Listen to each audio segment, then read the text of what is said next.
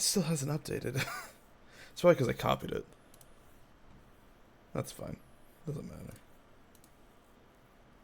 Okay. Excellent. All seems to be working. Oh, shit, my microphone. Wait, hold on. So there's... I want to make sure everything's working because there's a, just like glitch on OBS right now. There's a, the stream manager. It is currently just dead. It's just like I could grab my stream information, put it over the manager, and then drag it back out, and it's just like the void. Like, have you ever seen, like, if you clip through a Gmod map, and then you see, like, the void outside of the map, and how, like, it, like, every frame of, like, your animation gets, like, copied into the background because it's glitched out? Because you're not supposed to be there. It's just the void of Source Engine. If you've ever seen that and you know what I'm talking about, that's exactly what this looks like right now. I can drag my stream information over the manager, and as I pull it back out, like, the line of it gets copied. It's fucking... I don't know why. And I think the only way to fix it is to restart it entirely, and I'm too lazy to do that, so it's just gonna sit there. So we're back in Planescape Torment. We have a lot of missions to do. We gotta spice up her love life. Who the fuck am I talking to with this?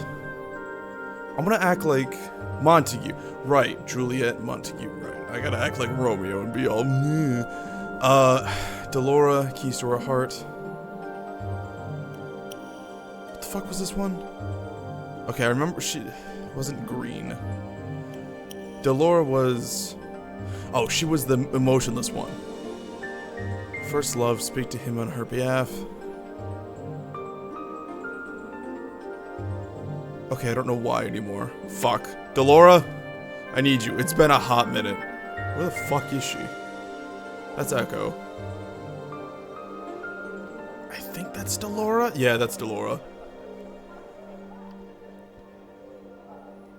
The keys to my heart. Okay. That's either a metaphor or a literal key to her literal heart. I don't...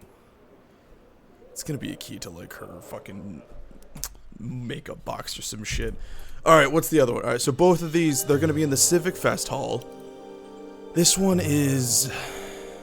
That's the tomb. I don't know where the fuck the tomb is. We gotta find skin and blood. I think we got skin. Right now, I don't actually... It was my arm, I think. We got the skin, we just need to find the blood. Or at least a vial. Wait, a vial of skin? Wait, what? I thought it was a vial of blood. What? A vial of my skin. How does that... I'm not gonna ask. And then we just gotta find her. So basically, these are the two ones, because this is where we actually have pointers. Oh, and then there's also this one.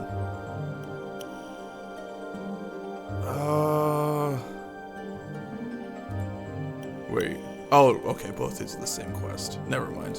So yeah, it's these two. We're helping out the whores, basically. And we're just gonna be going into a rich person party and crashing the party, which honestly, I kind of fuck with. So we're gonna be doing that. I like crashing rich people parties. They're all pretentious and shit. Nobody likes them, except for rich people, and their opinion doesn't matter. They aren't people. Is there something else I'm missing? I don't have a map of the place. So we went into there, we went into there, I think. We didn't go in here. Sensei, what the fuck is this place? Oh, alchemy. Hello, sir.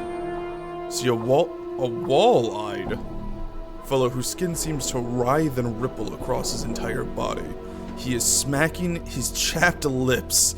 I don't lick him now. With a blotched tongue. Oh my god, dude, you okay? As you watch, his right eye moves independently of the left. Focus. He's a chameleon. A second later, the left one flicks to look at your way, then reverts to its original position. The right eye blinks. A strange gurgling comes from his throat. The man gives a lopsided grin and points at himself with his right thumb. Pistol! They call me alchemist.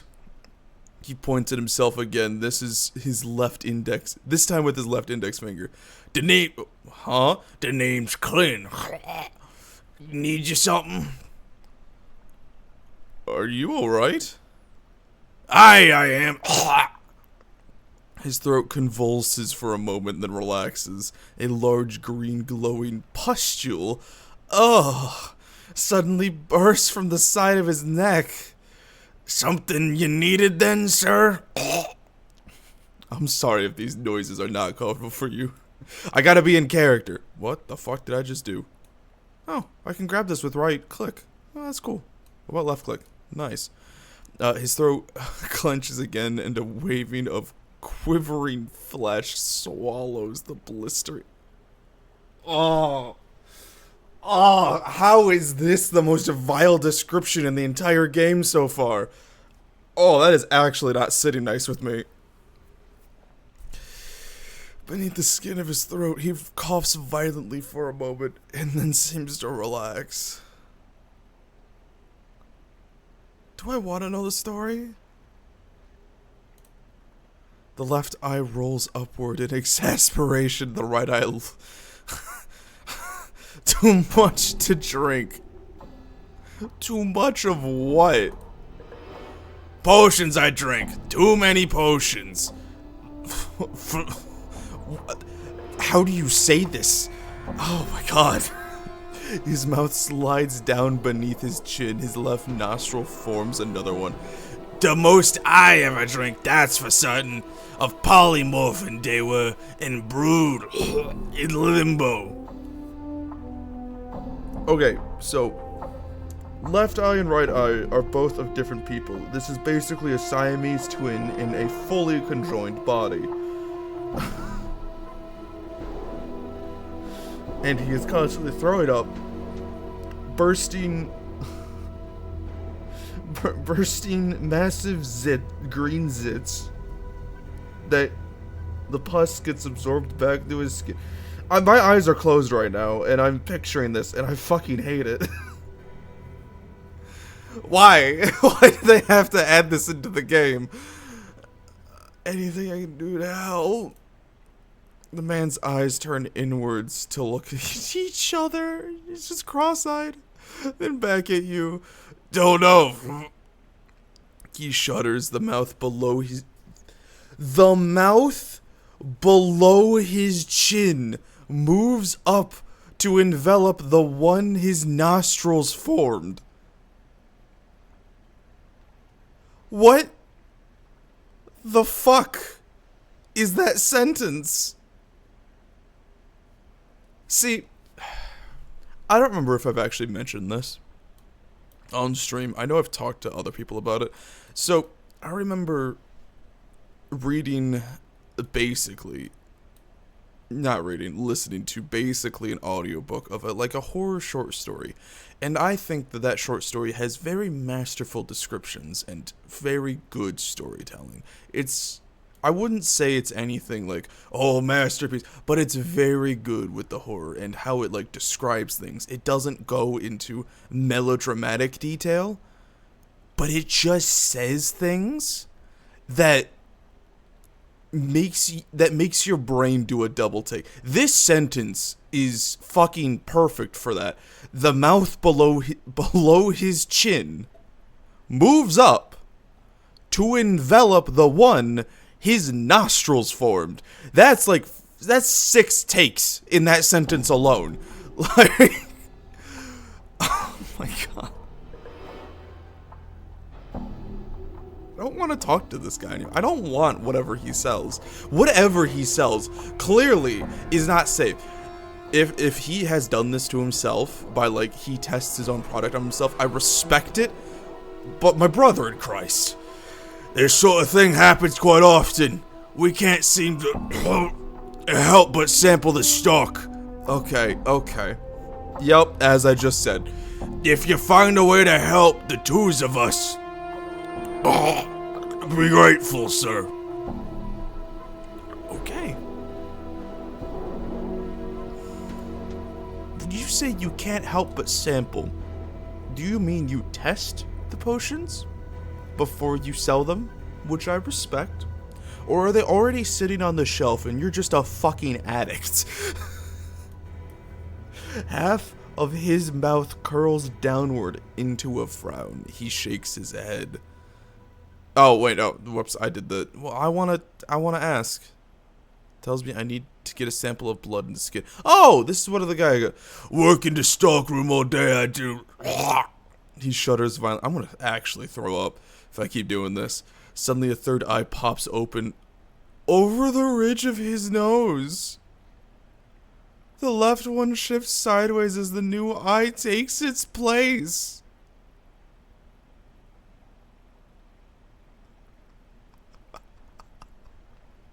How the fuck is this guy still in business? Look, man, I'm not someone who generally judges malformations of the human body, but this is the kind of person I would cross the street if I see walking down the sidewalk. I'ma just be frank with you.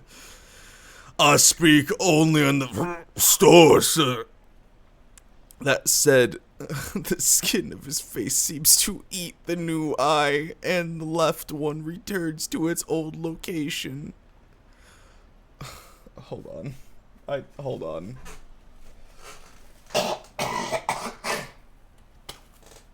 I've been hacking up so much, actual mucus came out of my throat. I'm pretty sure no amount of visualization in modern games could top this description. I fucking hate it. Like, it's really well done.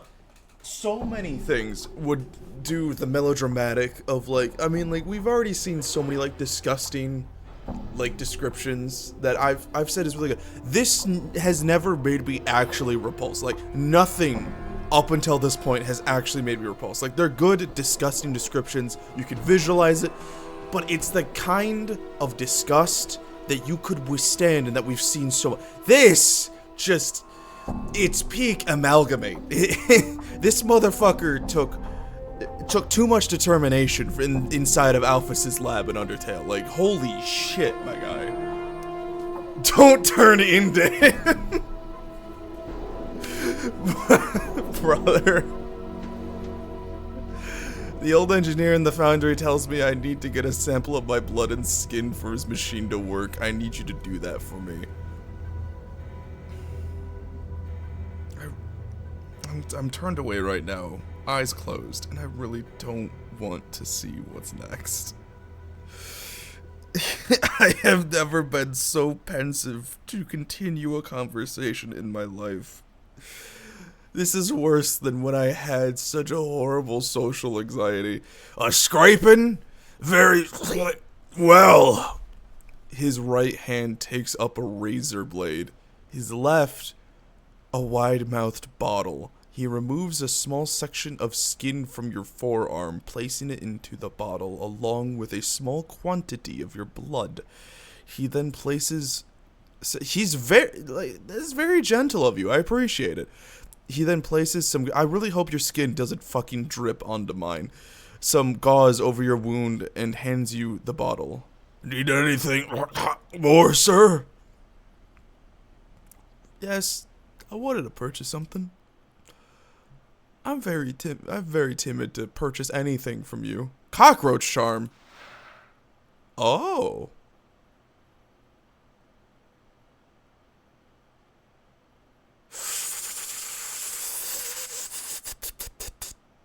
That seems nice. That seems very nice. How much money do I have? I could buy it. I feel like I should save my money for the ball. By the way, I'll be backseating as usual, but I'm playing Terraria on the side, so I might actually let you play the game on your own. I appreciate it. Okay, so that's nice. Let's never talk to him again. I'm gone. Alright, so yeah, I already spoke to you. You're the fuckhead who gave me the goddamn scroll. Wait, that's the love letter. Wait, what happened to the scroll?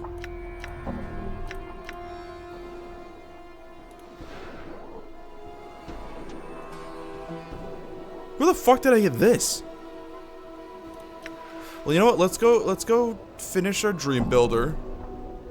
Might as well. Actually, hold on. Before we go do that, I should probably go talk to the entrance guard. There's no entrance guard. Wait, can I just enter the building?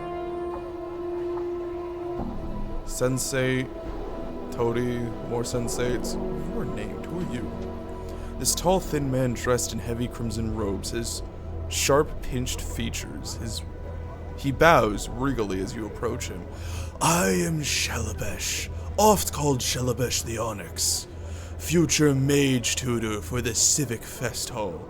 You've business with me, I take it? No, just some questions.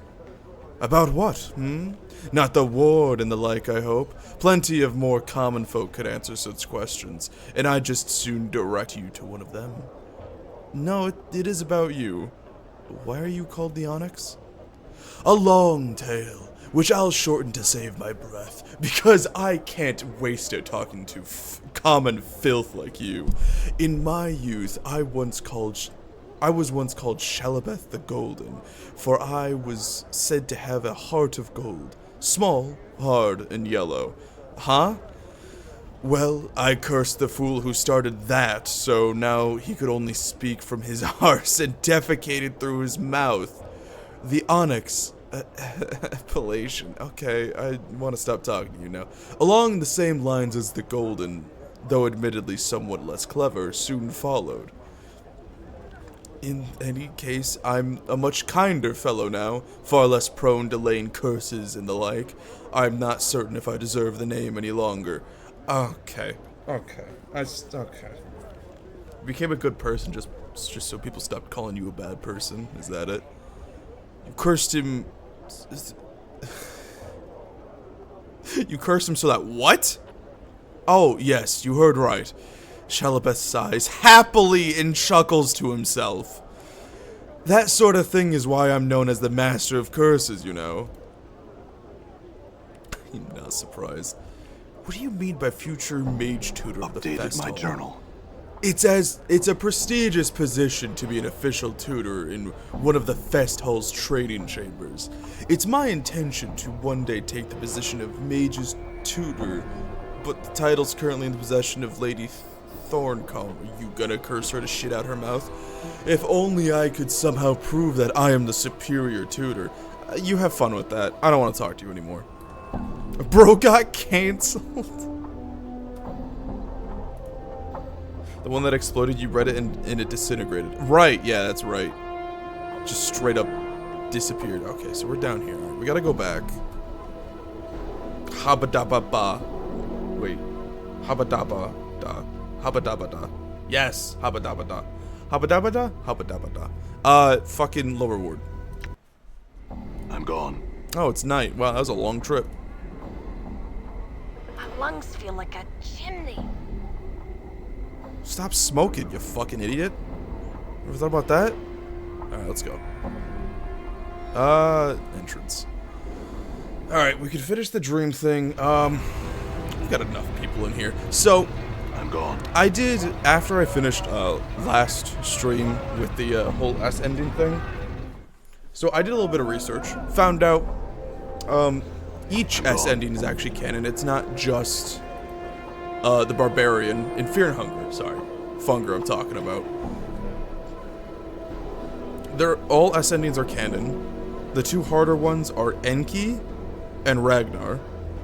And Ragnar is fucking, it's not impossible, but for the way I was going about it, absolutely impossible. So as you know,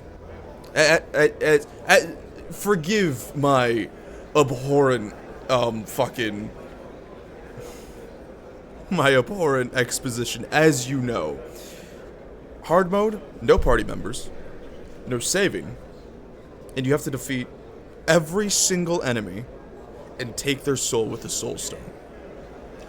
And I was going about it to where I had to learn everything manually on my own. To be able to do that S ending, it is basically required for you to pick up necromancy, do some gobbledygook, and do some other shit, that I was just never trained with, knew about, or experienced. And it's just, I watched it. I also was sent, Justice also sent me fucking, the fucking, like, how to be OP in the game. And it's so convoluted. It's just, my mind broke watching those playthroughs, and I'm just not gonna do it. Like, I want to do the S ending of Ragnar at least, but I'm just not gonna. It's just too much. There's so much min-maxing you have to do just to be able to squander it here. shut your bitch ass up, motherfucker. It's just so much min-maxing you gotta do that I'm just not gonna. We're just gonna move straight into Fear and Hunger 2. But speaking of which, as you could probably tell, it is Sunday. It is the weekend. Instead of starting Fear and Hunger 2, I'm doing Planescape. And that is specifically because I'm gonna start my new job tomorrow.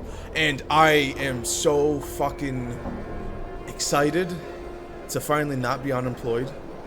It's been a stressful 2 weeks, honestly. But I'll talk about that some other time. Basically, what I want to do about bringing up the job is, right now, I am just going to be going in to get everything sorted, get everything signed, filled out, work with the men on the job just so we can figure out where the fuck I'm gonna be, and then get me some tools and shit. It's probably gonna be like a week excursion, but from what I know, it is a basically contract job. I'm not gonna be going into much more details, but I'm basically going to be off on job for a week at a time. The only time I get to effectively, and by effectively I mean know for certain, I will get to be back at my place to be able to stream is only on the weekend. So if you check the About Me right now, I've already changed the About Me. I'm going to be switching my stream schedule to just be the weekends from noon. So you guys aren't going to be cucked. You Europeans aren't going to be cucked out of streams, as I was expecting to happen. You are still going to be seeing streams, it's just everyone's going to be getting a lot less streams. However, if I'm not going to be out on a job for a week at a time, like if I ever am in between jobs, or if for some reason I just go to the office and then come back to my house once I'm done with my shift, then I will either, be streaming, like if I don't for some reason have to do anything that day, streaming at normal time, but more often than not, it would be later in the day. And if I had to assume, but this I'm not 100% sure about, if I had to assume, it might be 7 streams starting at 7 for weekdays, and then we will just be doing one game at a time, because we'll just be playing on the weekends, and then like guerrilla streams during the weekdays, basically. I'm not entirely sure how it's going to work for streaming during the weekdays, because, I still haven't been sorted and officially put into the whole work routine for everyone. But basically, streams on weekends. If I can stream during the weekdays, I'll try. But those streams are going to be later in the day on like the weekend streams. So Europeans are probably going to miss it. You guys can check the VODs, easy enough. That's the whole shtick I wanted to give, the whole life update. But holy shit, does it feel nice to actually have a fucking concrete job. I hate not having a job. These 2 weeks have felt horrendous. I have just, for this past like half a week, or maybe even full week, I don't even remember, it's all blended together. I have just been sitting at my computer, just working on my book, cranking out the world building, because I feel fucking useless. I hate not doing a job for too long. And flesh and blood, you needed that. Small frown of concentration creases on his already wrinkled forehead. Wait, no, I have it. No, not enough. I have it. Here. Updated my journal. There you go. The machine requires a birdcage adorned with razors, fine wrought, to mimic the destructive power of dreams. Destructive? In their ability to capture our hearts and imaginations. Search in the siege tower for the cage commissioned. So, it is there. Quick tip for contract work. If you get cold hand, easy, get a hand warmer. Cold hands plus slight vibration, just impact will cause blood vessels to die in your fingers. Thank you. I appreciate that. I will take that into consideration. I should have gloves. I got some gardening gloves. It'll be fine. That's why chainsaw handles are heated. Okay, yeah, that makes a lot of sense. Fucking... Wait, so am I going into the cage? What do you want me to do with this? How do I get in there? Proving yourself to be resourceful. Find a way! You fucking asshole. Fine. I will. Piece of shit. Alright. Oh, the door's shut. Hold on. There we go. I mean, it's, I thought it was construction, but I don't think it is. I have been corrected many times by, friends and, workers there alike that it's, more mechanical than construction. And specific mechanics, I'm not 100% sure about. I'm gone. I know it's like... I mean, I know they're hired by companies. That's pretty much the extent. I don't know too much about them. But I was brought in. Like the saints that they are. Can you let me in? Come on, we got a special on slaves. Use them for whatever you will. Can I go in? I don't think I can. Wait, what? You approach the location of the portal that boy Laszlo spoke of. You begin to replay your conversation with the... Maybe the secret to getting in is not what... Wait, is to not want to get in. Oh, yeah.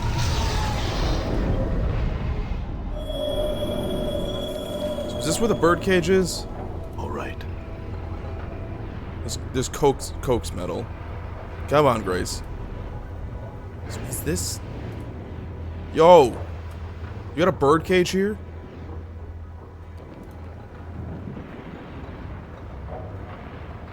Revel. Yeah, I need a heavy decorated wrought iron birdcage. You got one? I have such an item. The Dream Builder came to me an age ago. He promised me that my durance in the prison of this city would be near an end when the cage left my possession. I see. Can I have it? Updated my journal. Yes! Take this cage and lay waste to those who create such confines. Thank you. Thank you. I appreciate it. How the fuck do I leave? Thank you. You most likely will be given specialist gloves since they need to be made after certain regulations. You know, that makes sense. I'm gone. At least in Germany. No, it entirely just makes regular sense. I'm pretty sure it would be a regulation here. What the fuck? I met a man. Oh, yeah. It's split. Right.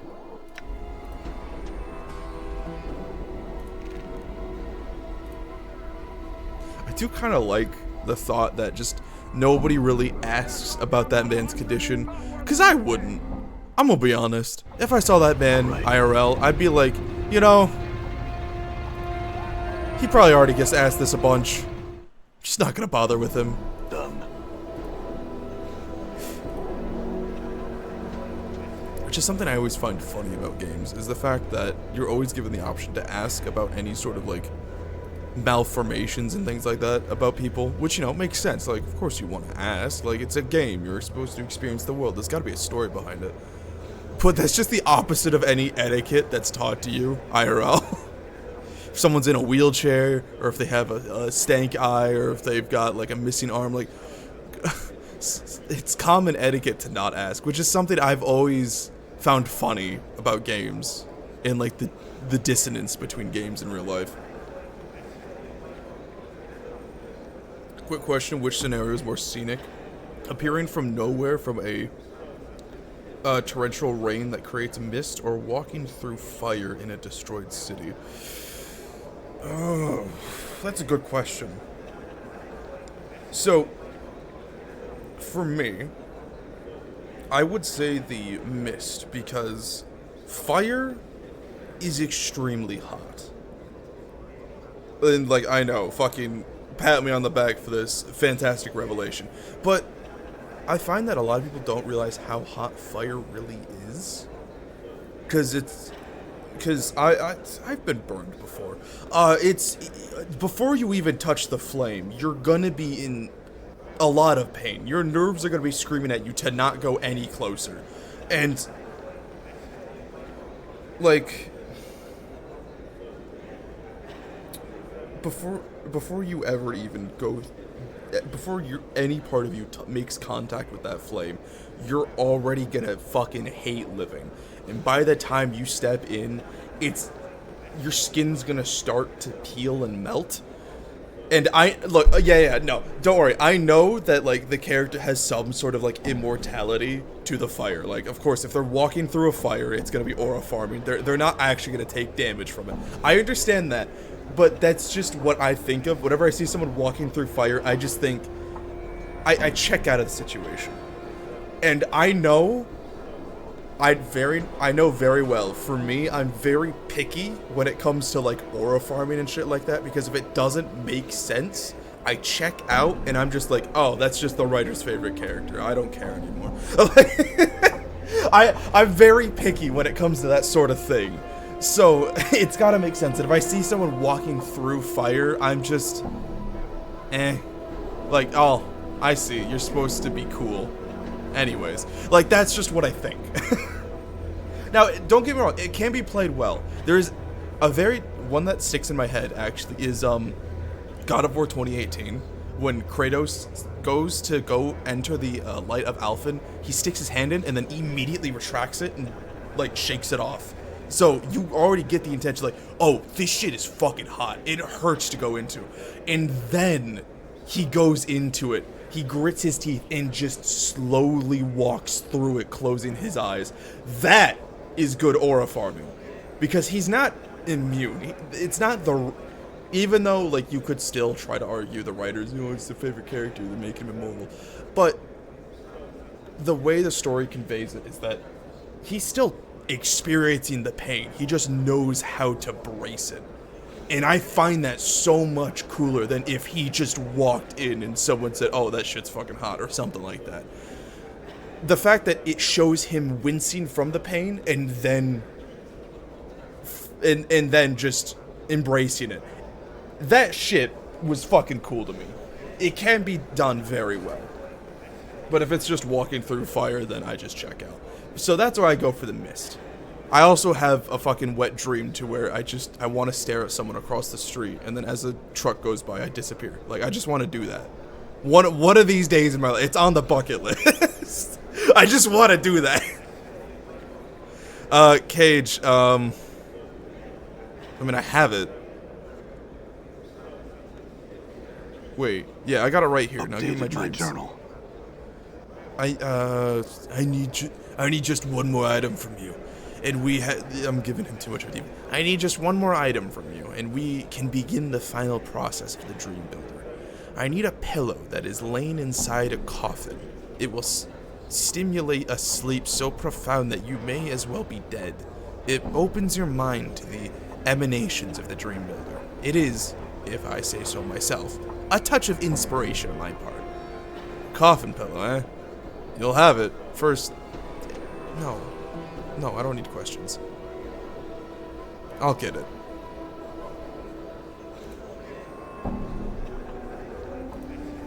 Fire below, Wait, what?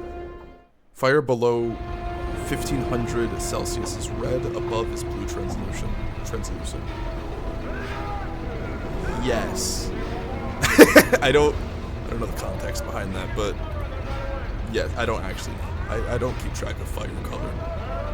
I know blue fire exists. That's Azula's fire. I'm fucking brain rotted. I'm gone.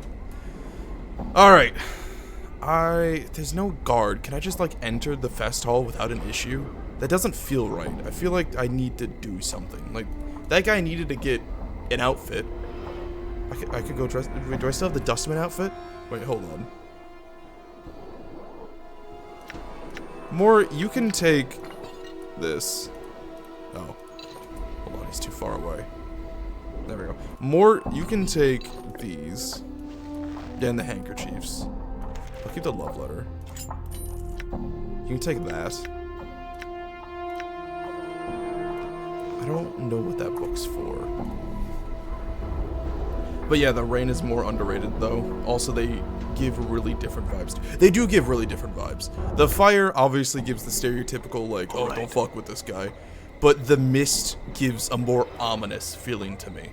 Like, sure, both are ominous, but it feels a lot less clear to me when you go with the mist. Of someone appearing out of, like, a foggy mist feels like it can go many different ways. If someone's coming through the fire, you're like, oh, this guy's a big threat. When it comes to the mist, he can either be like some wise sensei that's gonna kick some ass and teach you something, or he's about to fucking murder you. I don't know. It's the rule of the unknown. The rule? No, fear. Fear? The awe? I don't know. Rule of unknown. I'm just gonna call it the rule of the unknown. It's where, like, the unknown allows your brain to think up amazing situations, and that's better than anything concrete you could ever say. So play with that. Like, the fire is more action, angry. Yeah, exactly. Fire is more action and angry, and the rain is more, like, yeah, stealthy-like. It's calm. It can mean a lot of different... It's a lot more collected. You're absolutely right with that. That's a good assessment. I already entered that building. You know what? We're just gonna go in. Fuck it.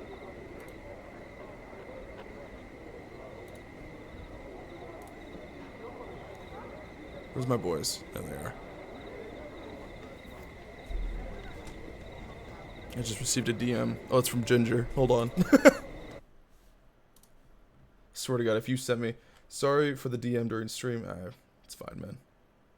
What is this? Oh, it's a hand warmer. Oh, thank you. I will keep that in note.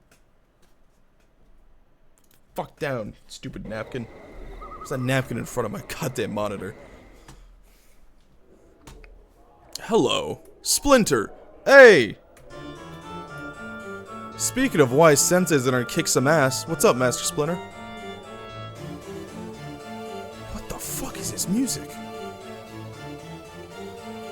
Bro, this bard bandit, this traveling caravan is going ham right now. This towering man's golden skin sparkles slightly. Holy shit, he's a Twilight vampire. Almost as if it were metallic. Whether it's his actual flesh or merely painted on, you cannot tell. He regards you coolly as you approach, giving a respectful bow as you draw near. Welcome to the Civic Fest Hall, traveler. We are Splinter, Doorman to the Fest Hall and Priest King of Oh shit. I had a location in my book called Granted, it has an H in it too, but like, fuck. I thought I was creative. Damn it. It's not. It's a sound. Can't be that creative. How may we help you? He capitalized we. Okay. Despite his humble offer of aid, his voice is powerful and commanding, a deep and rumbling sound that resonates through the chamber. Okay. Not the voice I was doing. Got it. How can you help me?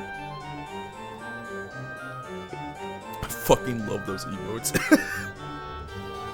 We do many things in this fine hall, traveler. We answer questions guests might have regarding it or its inhabitants. We direct both visitors and members of the Society of Sensation alike to the sensoriums or lecture halls. We also accept new members into the society. Lastly, it is though us that purchases... What? It is through us, excuse me, that purchases from the Society's vaults are made, spells, items, and such. Okay.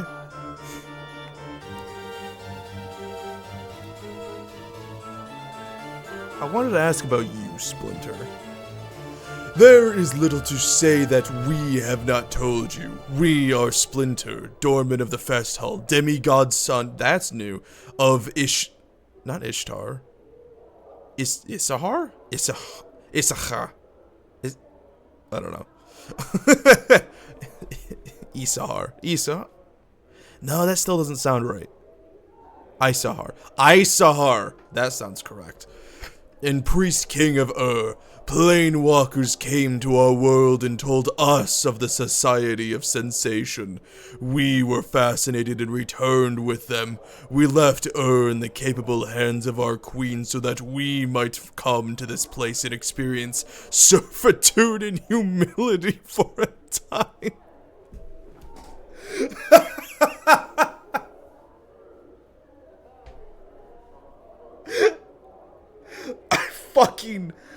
I love that line delivery. That sounded fucking pretentious as shit. I didn't mean like me saying it, just like the dialogue. I liked how that was written. That's fucking good. As time we do not pass here, as it does in the century we have spent here will be as mere several months in our own world. After another decade or so, we imagine we shall be ready to return to and rule it once more. Interesting. Is there somewhere I could rest here, actually? There are lodgings within the Fest Hall, but only members of the Society of Sensation are permitted to use them.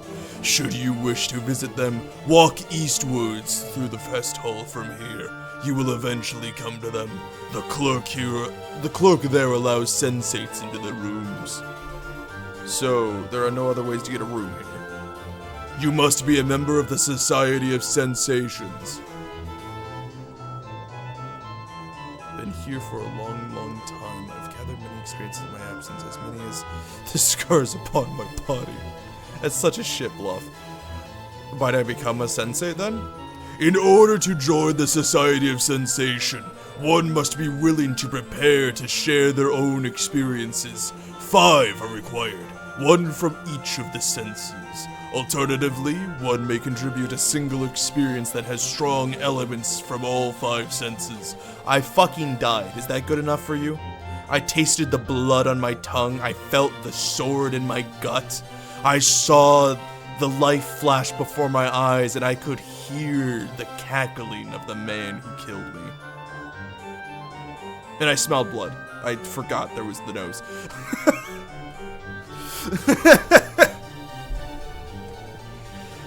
These must be either new sensations or improvements upon our current stock. What the fuck does that mean? You just have like a wine cellar of smells. Like, what? Should we find them acceptable, they... Also, how do you get new sensations? How long have you been, like, in service? Would you not have them all? They do, in fact. Okay. Alright, you know what? I can vibe with it. They will be placed into sensory sensory stones, and maybe I should just keep reading and just stop coming to conclusions. And you, having become the sensate, will be taught the sensory touch. Sex? It will allow you to draw others' wounds unto yourself, healing them by accepting their suffering. Okay, that's actually kind of cool. Excuse me. Not just yet, though. I don't want to join just yet. Tell me about the Fest Hall. The Civic Fest Hall is one of the largest buildings in Sigil, fitting as it is home of the Society of Sensation, the city's largest faction. It holds the sensoriums, lecture halls, training chambers, and such for visitors and members of the society alike. The core of the sensate's belief is that the multiverse can only be truly known through the senses. If one cannot sense it, then a thing isn't. Okay, you know what? That makes sense. But, counterpoint. Invisibility spell. Actually, no, you can still run into an invisible.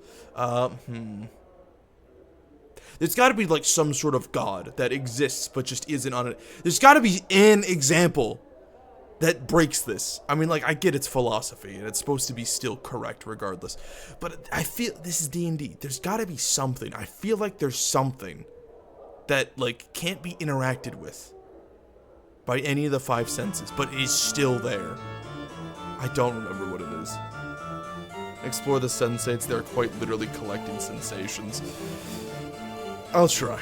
Only through experiencing all the sensations to be had, can the full truth of the multiverse be revealed. The society of sensations, then, is where experiences gather and are shared with others, usually via the Sensoriums. Such a weird word.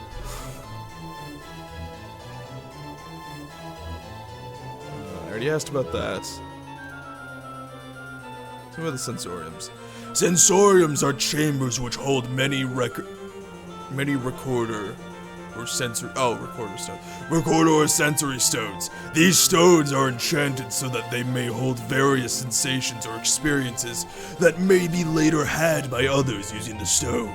If you so please, we might direct you to one of them. Sure. There are 2. The public sensorium, where visitors may use the sensory stones for anywhere between 10 and 15. 50? Not 15, that's 50. Jesus. And the private sensorium, where only members of the society are allowed. You may reach neither of them yourself. We must take you there. Okay. I had other questions. Training halls. There are 3, one for warriors, one for thieves, and one for practitioners of magic. If you would find them, pass through the middle door on the eastern wall, and the door beyond that as well.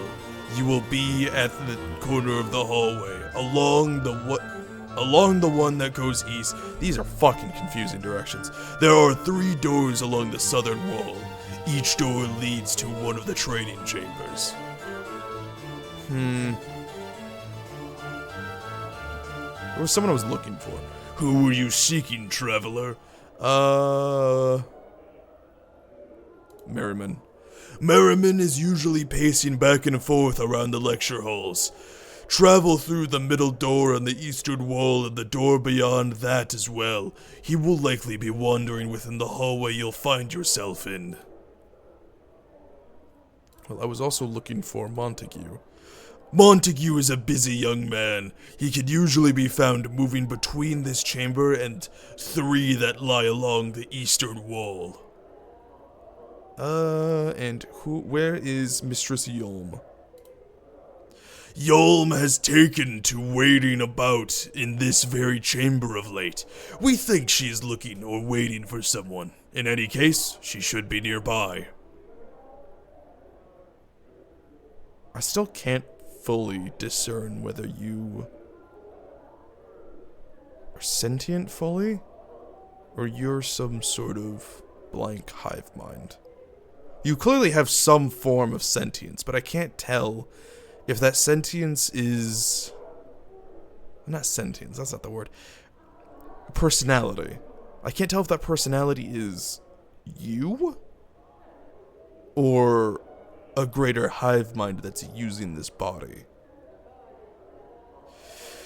Is there anyone who might know of Ravel Puzzlewell? Splinter closes his eyes and thinks briefly. Oh. We would recommend that you speak to a wizard by the name of Quell about Ravel. Quell is always somewhere in the fest hall, most often in the private sensorium. Oh, okay, great. You must be a member of the Society of Sensates. Well, I'll figure it out. Oh, hey, Yolm! This stern-looking older woman seems to be looking for someone. Her eyes fix upon your face as you approach. You there? Might I have a word with you? Yes, you're Yolm, correct? I spoke to your Updated messenger. my journal. I am pleased to meet you then. She gives a slight bow. Do I want to do an old lady voice? I don't really know what voice to give you. I would make you a somewhat usual proposal. Nah, it's too old. Like, you're older, but you don't... You don't strike as like the hunchback of Notre Dame.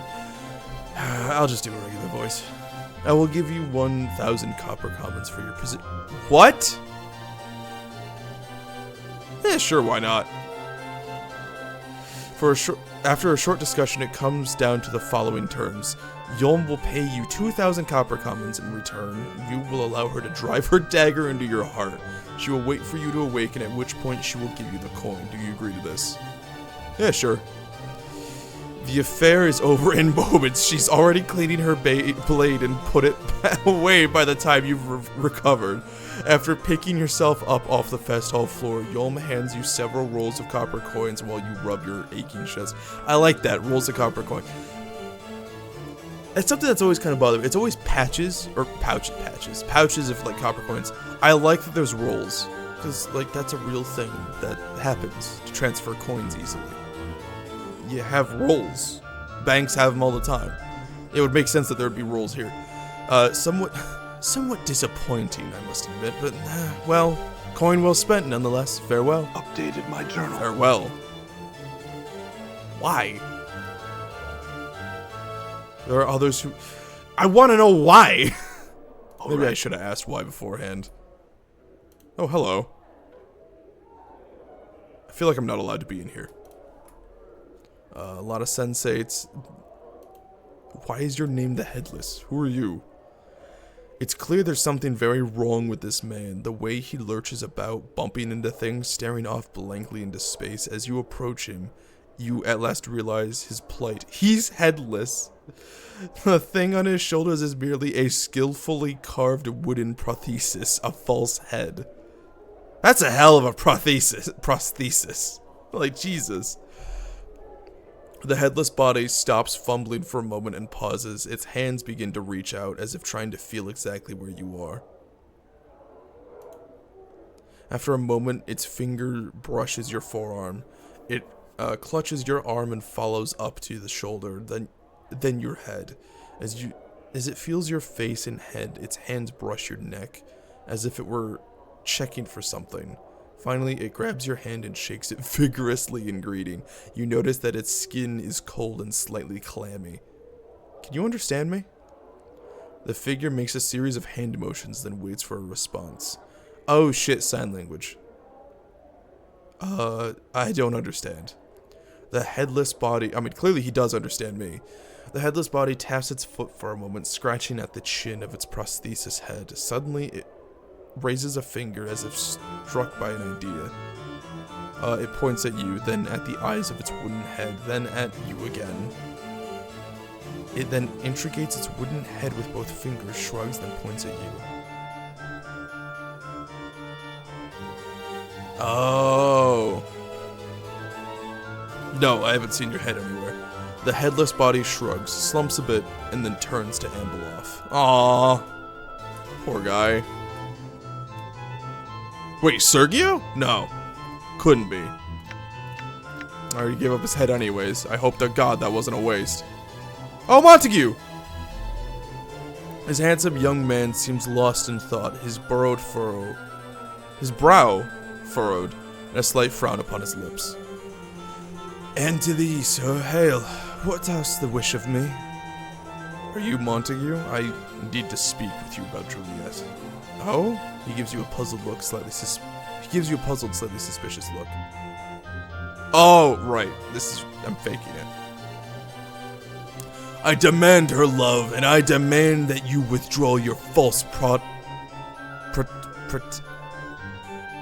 protestations? What? That is not a tense of Protestant I've ever heard before. Interesting. I mean, it does feel like an older word. Protestations of love before I mash you into tiny bits. Thou love her so that thou wouldst fight me? Yes. No, I don't love her, but I'll fight you for her. Bottom part of the game is cut off on the stream again. Ah, for fuck's sake. Thank you for letting me know.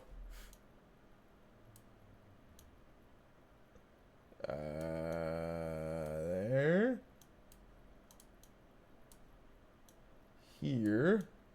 Move this back. Move it up. There we go.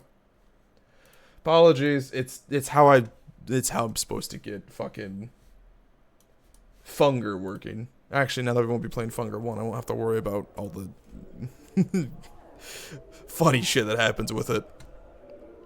He studies you for a moment. Thou art passionate about this matter. Why is it silent? Music?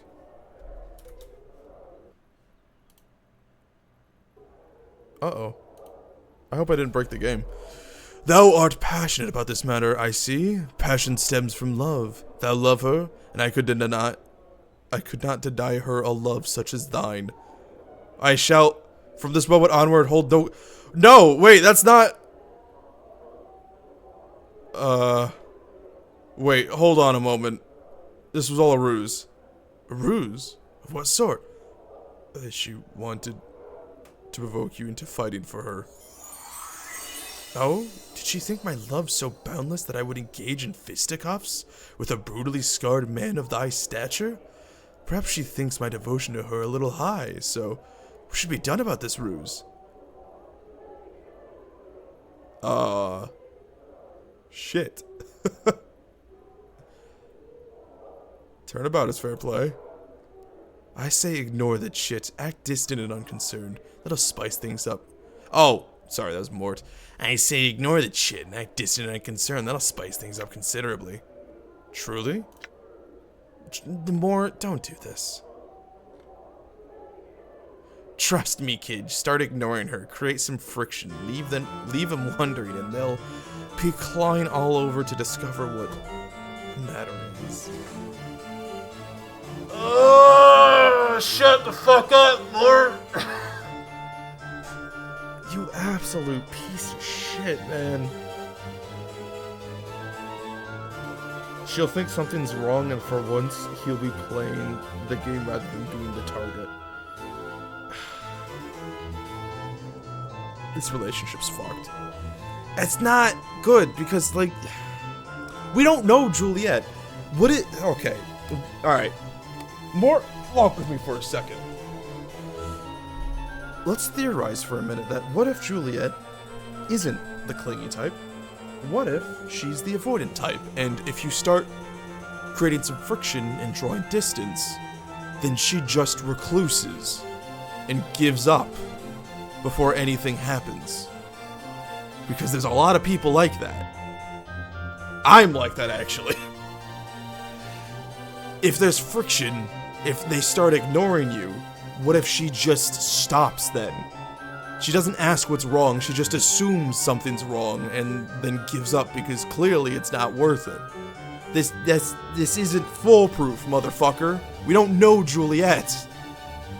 Let him cook. No, don't let him cook. He's burning down the kitchen. That's a horrible idea.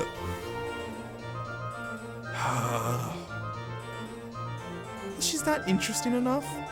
Say you're happy. None of these are good ideas! Stop with this shit!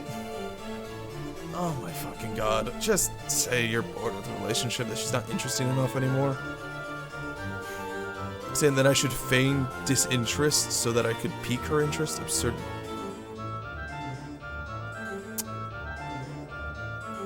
I don't mean feign, I meant... I thought that was the truthful option. I thought you were actually getting bored with her. Fuck. Oh, this quest is fucked, man.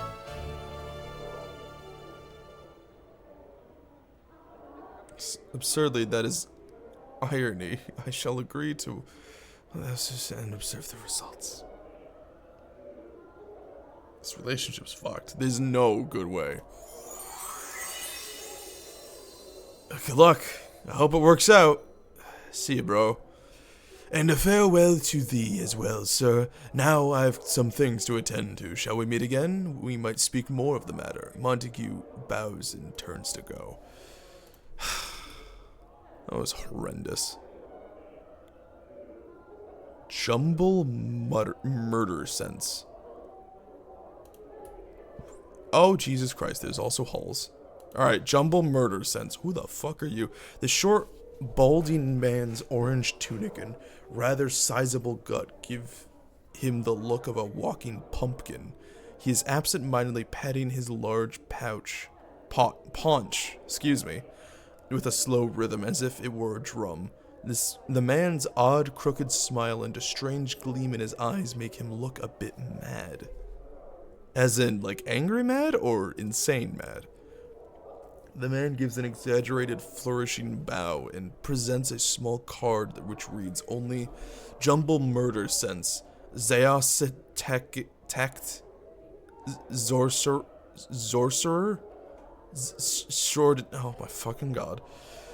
Oh, it's triple X too. Oh, you fucking ugly bastard. He then snatches the card from your grasp and proceeds to eat it, grinning wildly all the while.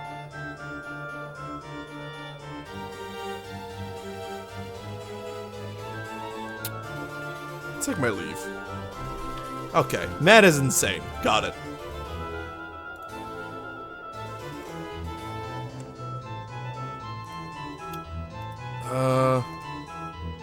Come on, move. So is this just... Oh, Merriman! This man looks, like a bitter... Oh, no. Cantankerous old cotter. Holy crap, cantankerous. That's a word! His mouth is twisted into a frown that becomes even more severe as he notices you coming his way. Merman my name may be, but merry I am not. Off with you, young one. Young one? No time for the likes of you.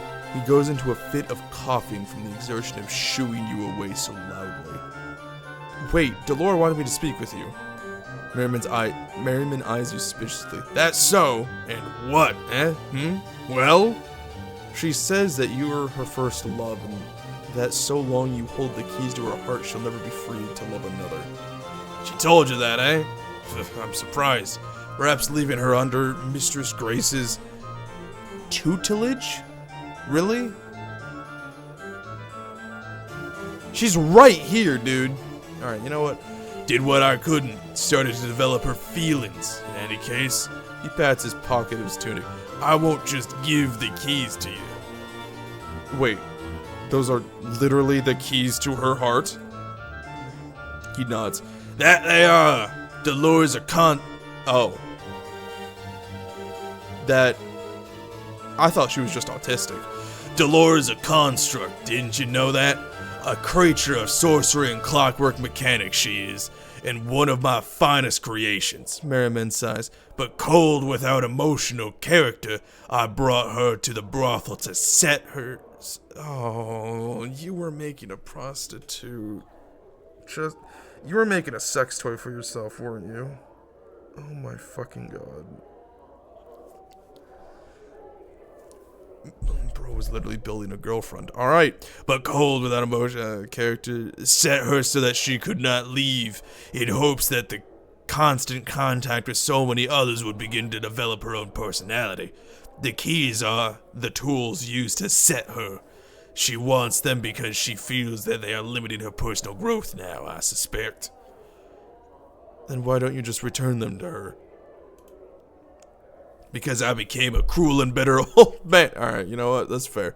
Who sees that he can get something out of you. I mean, not if I just take the keys, Merriman. The only way you'll be taking my keys, young one, is by prying them off my cold, dead fingers. I mean, if you say so, draws sword. And I'm uncertain of the wisdom in starting a row in this civic festival. Believe me, this is a rich man place. I'd be happy to start something. Alright, what do you want from them? What do you want from him, Merriman? I want to forget. I've lived almost 150 years now. And oh, music's back. And I've seen every sensory stone I've cared to in this grand hall. I've little time left to live, and I'm too weak to go out and search for wholly new experiences. So I need to find a way to forget them all. That way, I can start again in my final days.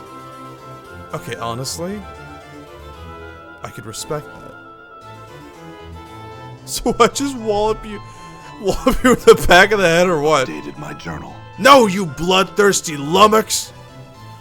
I'll need something, some items, some concoction that'll allow me to forget, like a draught of the river Styx or something like that. Right. I'll return if I find something.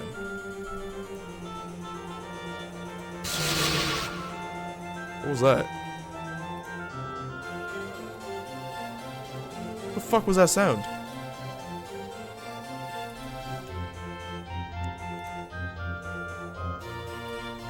Three planes aligned. That looks like another Gith Yankee. What's in this room? Wait, who is this? Death's Advocate. Okay. Mage in training. Where's the girl? I want to go warn her. Oh, is that what that was? Thief in training. Okay. Okay, so this is just... I thought it was like... Okay, yeah, warrior training. Cool. Okay, I thought that this room was going to be like back here. Oh, there's a throne over here. That's why.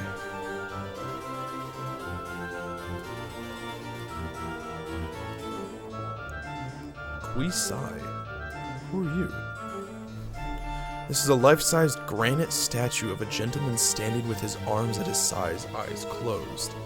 It is of excellent craftsmanship, exquisitely detailed and incredibly lifelike, so much so, in fact, that you find yourself wondering if it's really a statue at all. You touch the statue to find that while the clothes that adorn it are gray cloth rather than rock, the skin is as cool and hard as granite. Why would someone clothe a statue? Maybe it's a little too anatomically correct, Chief? It was a rhetorical question, Mort. Shut your bitch ass up.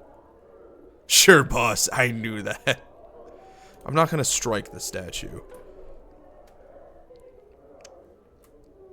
What the fuck? This person turns as you... No, Sorry, I didn't mean to click on you. I was just trying to leave the room. This throne... Bonk! This throne appears as old as the building itself. It looks unused, more a piece of artwork rather than a ruler's seat. Let's let scat for a second. So these are the two rooms, yeah? Who the fuck shut the door?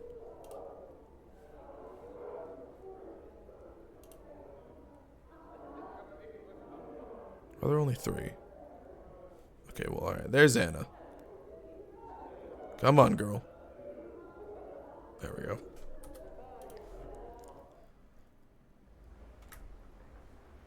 Done. Oh, this is... Yeah, okay. This is the hotel. The attractive young woman smiles pleasantly. Something I might help you with, sir. Could I rest here?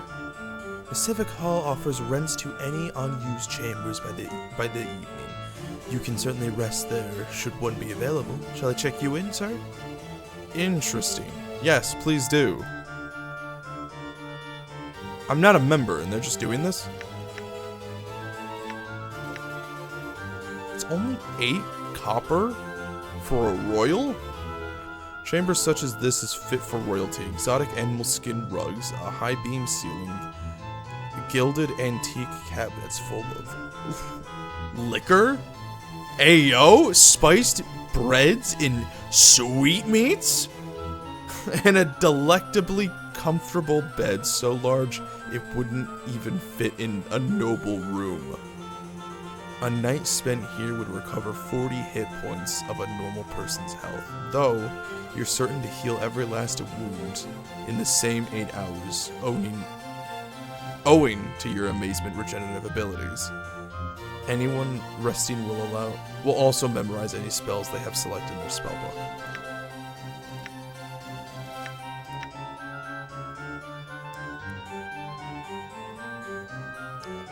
So that's 20. Is this going to be 30? Yeah, 30.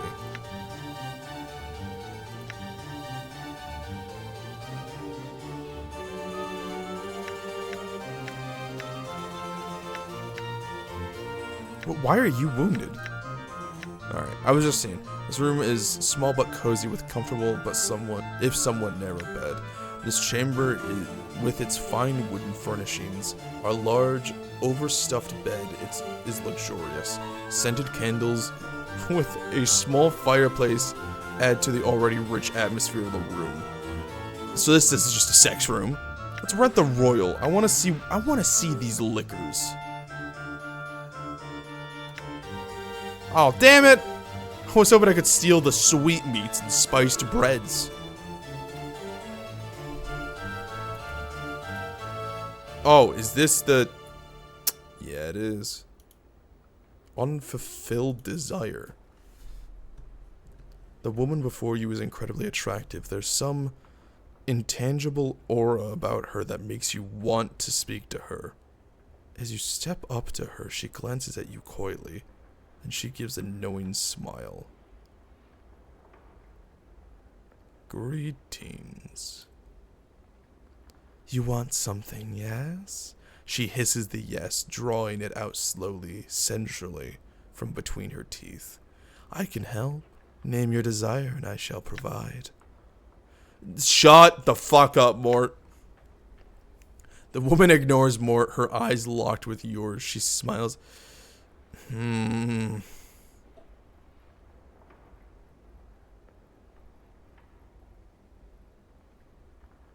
What do you have that I might want? All that you might want lies within my reach. What little I do not possess, I can obtain. Speak your desire. I'm really curious what this one does. But I want my memories returned. All of them. She smiles. Much may be forgotten in a lifetime, and much more in several lifetimes. Oh, she knows. I can help you. She studies your face closely. Explain to me the ways in which you want these memories. Speak to me your craving, and I shall speak to you of the price.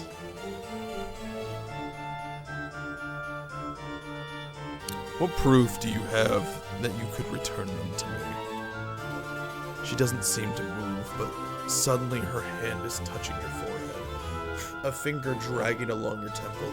Only this. You feel as the fog in your head has been peeled away, briefly, enough to catch a glimpse of remembrance, but before you can focus on the memory, the fog rolls back in. Only this? Only tell me why you desire it. Speak to me your craving, and I shall speak to you of the price.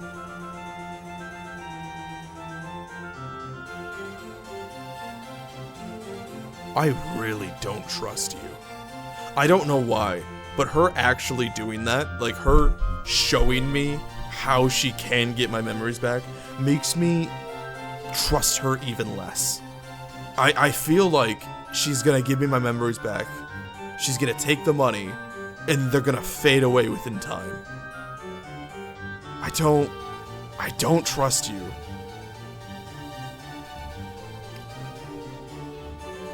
I want them back, is that not enough? Her smile hardens.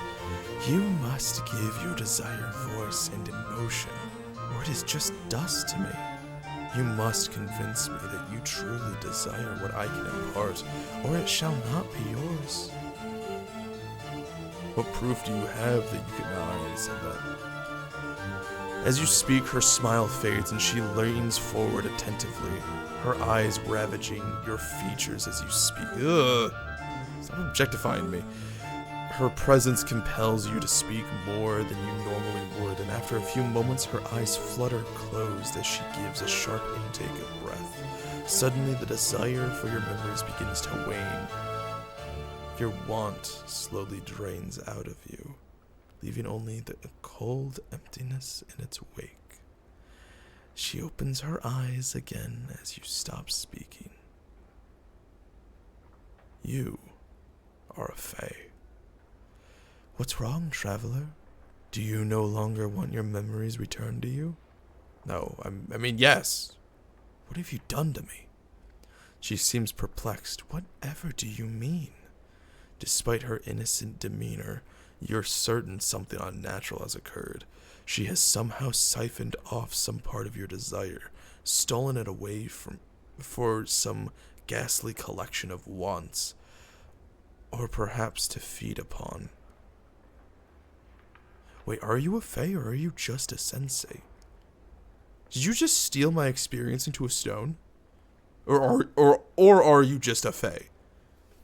Which one? I want answers. Had you finished speaking of your desire, you're certain it would have been lost forever to you. Come now, is there something else you want then? Tell me of it.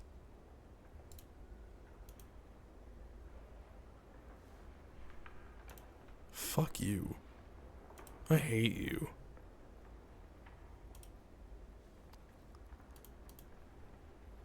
I despise her. Fuck you. Ugh. I'm out of here. Fuck this place.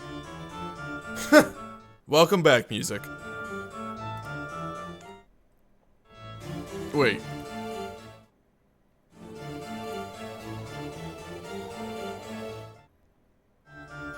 Oh.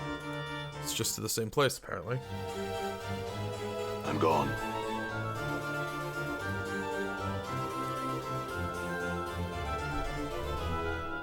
Alright. Now we have the public chamber and private. Bonk.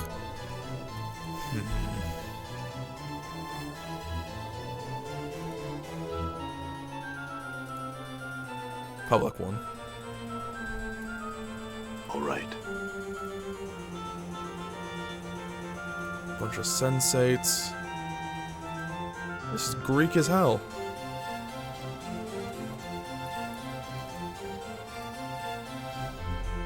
This is an unusual bluish-purple stone. It is securely fastened to the pedestal that it rests upon. Can I use it?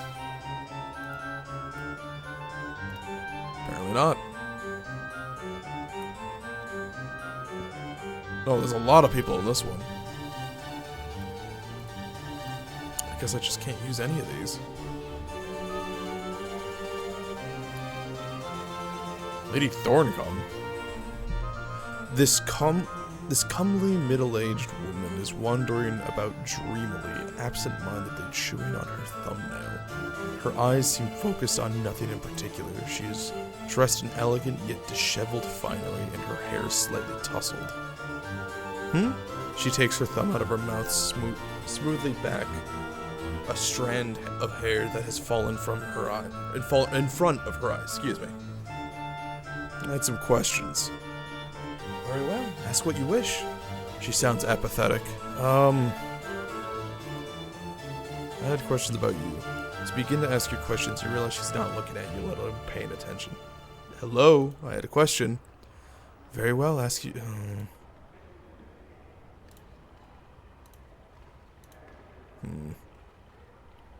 Never mind, actually. Someone's a little too deep in thought. More sensates.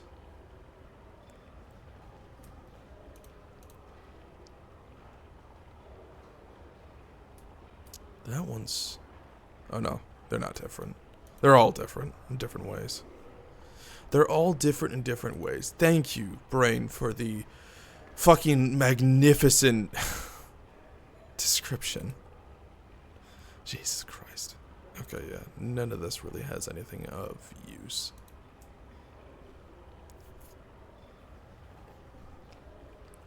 This man's gentle voice complements his calm and refined demeanor. Greetings. Are you here to use one of the sensory stones? Yes, I am.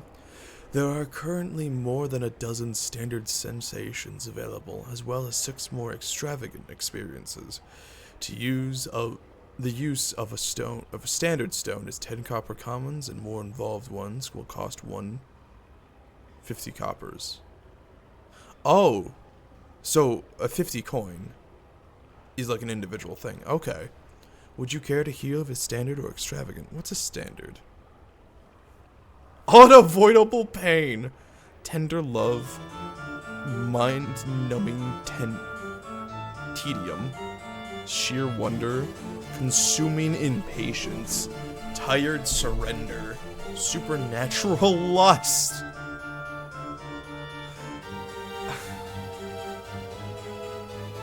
What are the extravagant ones? Horrible regret, shock and a rise of seething vengefulness, slowly dawning horror, indescribable frustration, a vastly important secret, or lycanthropy. Now I'm really curious. I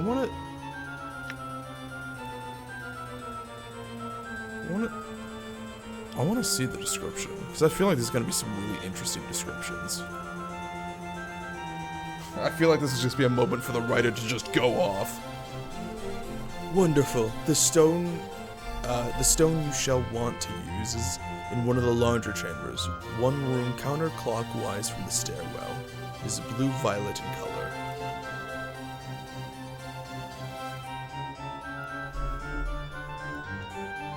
This bluish-purple stunt me in sensation. How could it be, you think, regarding the burgundy liquid carefully? Across the table from you, the twisted old man smiles shyly. Please, sir, try, he whispers, his hushed voice the sound of dry leaves blown over a roughly cobbled street. Though thou shalt find it more than lives up to thy expectations, I am sure. You nod at him and lift the crystal goblet into the air, watching. This music does not fit. Watching the light play through the crimson liquor, you'd come a long way for this drink, searched long and hard for this old man, and you'll be damned to be let anything rush you now. The moment was to be savored. Is this the Holy Grail? Like, I'm just picturing Indiana Jones right now. You raise the glass to your lips, inhaling the stuff's aroma. The banquet of light, sweet, intoxicating, almost dizzyingly so. You've tried countless drinks, written tomes about them, their flavors and smells, means of manufacture, in your journeys across the plains. But this stuff was supposed to be legendary. No living man you'd found or heard had tried this stuff. The stories were ridiculous. Nothing could taste quite so good, but if there were the slightest bit of truth to them, this would be some fine liquor indeed. At last, you drank the goblet, a cautious sip. Incredible, indescribable, as the flavor washes over your palate, you fight the urge to shudder with delight. Nothing you have tried in your long years have tasted quite like this. You look up at the cold man, startled to find your glass empty. You had drained it all in a single draught. You wipe your eyes with the back of your hand. What? Eyes? Not entirely sure why you'd begun to cry. Oh, okay. Tears of joy, eh? The old man laughs softly. Quite pleasing, but fuck you! Quite pleasing to the tongue, is it not? Wouldst thou like some more, perchance? He smiles at you once more. Yes, if I might. Surely, he replies, refilling your glass. Try as you might, you cannot resist drowning it in a second gulp. Downing it in a second gulp. In a single gulp. Fuck! You thrust your finger into the goblet in an attempt to find some last hidden drop of the stuff. Several times more does he fill the goblet, and each time you gulp the stuff down as a starving man would devour a feast, unable to control yourself, to deny yourself another exquisite taste of it. He chuckles softly once more. A drink such as this, a man would do anything for it, no? You nod without hesitation. Yes, a man would. Looking at him, his sly smile suddenly takes on a whole new meaning. A sense of horror begins to creep over you, even as you begin to yearn painfully for more of the blood-red liquor. Yes, yes, the old man grins, his yellow eyes gleaming. A man would do anything in the thrall of such a drink, even the most terrible, the most heinous of deeds, as thou shalt see my newest servant. The experience seems to have stirred something long forgotten, vaguely similar memory of your own mind. You feel as if you've gained something more from using the sensory stone. Blah. It was alright. Honestly, I was kind of hoping for something different, but it was an alright experience.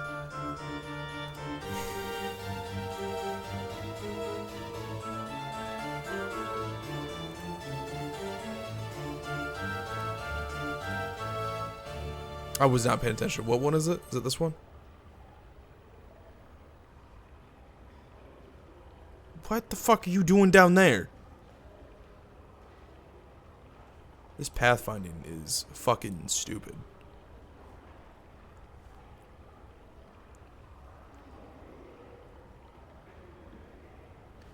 Begin the sensation. You stand on the deck of your flagship, the divine... Wait, what was this? There was this horror? On your flagship, the divine hammer, as it floats over the continent of Agraheim. Held aloft by the winds of magic, the very landscape roils and shudders beneath the bombardment of your fleet. 1,000 ships' cannons and bombards hurling your sorcerous fire down like vengeful gods. The shock waves begin to hit your ship only minutes ago, a constant vibration that sends shudders through the whole of the ancient craft that moves your very bones, accompanied by a constant rumbling bass. As the land's mountains begins to sink and the seas that surround it begin to boil off into the atmosphere, your first officer comes to stand beside you. My Lord Admiral, permission to speak freely, sir. You nod your acquiescence. That's a word I haven't seen in forever. Your acquiescence, your stomach sinking as you guess at his question. My lord, forgive me, but how? What gives us the right? 1 billion lives. You speak without turning to him, unable to take your eyes. Wait. Is that meant to be off? Or of? I'm assuming off. Unable to take your eyes off Rumos, the nation's vast capital city, as it vaporizes into a cloud of superheated gases, 12 miles above the growing ever wider. If you only knew the full treachery of the Agarites, first officer fell, one which is beyond most any man's comprehension, then you would know. You would speak of our right to annihilate them? We've no right to let them live. But, sir, traitors, all of them? Surely among the hundreds of thousands, how many innocent— Silence! Speak of it no more. Our king has spoken. His will is done. The task set to us is a horrible one, not fit for contemplation or questioning. There is no room for pity, no room for remorse, only duty. The two of you stand silently for a time, watching the last minutes of Agarheim. At long last you sigh, a low stuttering exhalation that sounds as if something has broken inside you. Beneath the brazen plate that covers the ruined half of your face, your dead eye begins to weep. Falm, my friend, I would have you understand.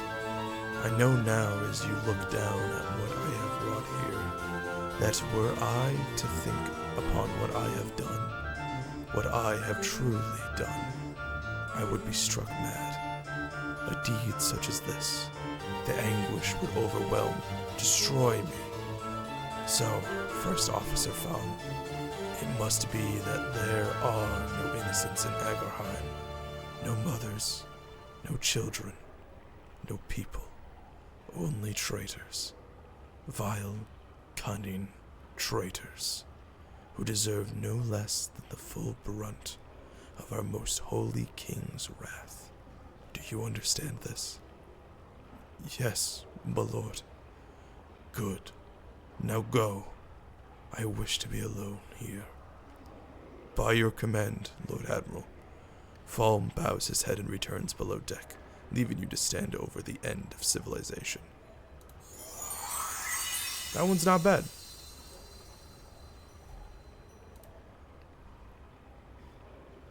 I trust you enjoyed the experience, and it's pretty good.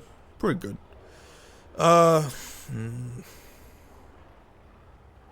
Shock and Rise of Seething Vengeance. I did not pay attention again. Is it this one? Yes, it is. You stand somewhere in the netherly regions of the plains, a sweltering place where the ground is beaten copper, and the skies of brass. Here the bodies of sinners, petitioners in this horrid place are rolled amongst the iron brambles and bronze scorpions until their bones are fine gray dust. 1 second. Speaking of seething rage, let me just take this out on this fucking bot. Get out of here! You squint at the horizon, the bone dust rising with putrid smelling gusts of wind that carry with them the sound of agonizing moaning. There is nothing but flat metallic landscape as far as the eye can see. The dust is everywhere, in everything. It stings at your eyes, coats the insides of your mouth with a pasty film. You spit, wiping it with your finger, and it's of no use. The stuff's taste has fouled your mouth completely. Okay, this is actually the perfect example of what I was talking about earlier with the shopkeeper in the alchemist place. This feels very melodramatic. It doesn't play with your mind and your thoughts of the unknown. It just tells you flatly. And, like, it's still a good description, don't get me wrong. Like, you could still make these things work, but this just doesn't have the same effect as just a sentence that makes no sense, but as example with the mouth, like being under his chin, like, it is a sentence that makes no sense and forces a double take as you comprehend it. While this, it's just, I mean, it uses words to very well effect, but it's just, it doesn't do anything with it. It just uses the words. It doesn't try to play with your mind or your expectations or any association with words. I mean, obviously, like, association, sure, it plays it with it being, like, not fun, but, like, it doesn't do anything beyond that. It's just overly dramatic and inadvertently makes it boring. And I know this is also my personal, like, experience. You look down at the key in your hand, a minute platinum orb, the picture of the man's face who solemnly swore to you the magical portal you just passed through. Now gone, of course. That also doesn't work for this. Led to the green fields of Pytopia. Someone, by all the powers of their proxies, was going to pay for this one. That one wasn't that good. Like, there was some good description in there, but the overall, like, structure of it, But, like, that's exactly what I was referring to. It's melodramatic. It goes too far and makes you check out. Let's see what the last one is. We already did Indescribable Frustration. This is just me trying to deal with anyone in Marvel Rivals. I was not paying attention. Is it this one? I would assume it'd be a big one, yeah?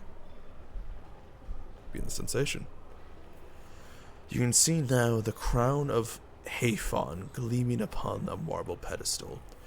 No more than 20 strides away it is. With it, you could wrest control of the armies of Aethanopolis,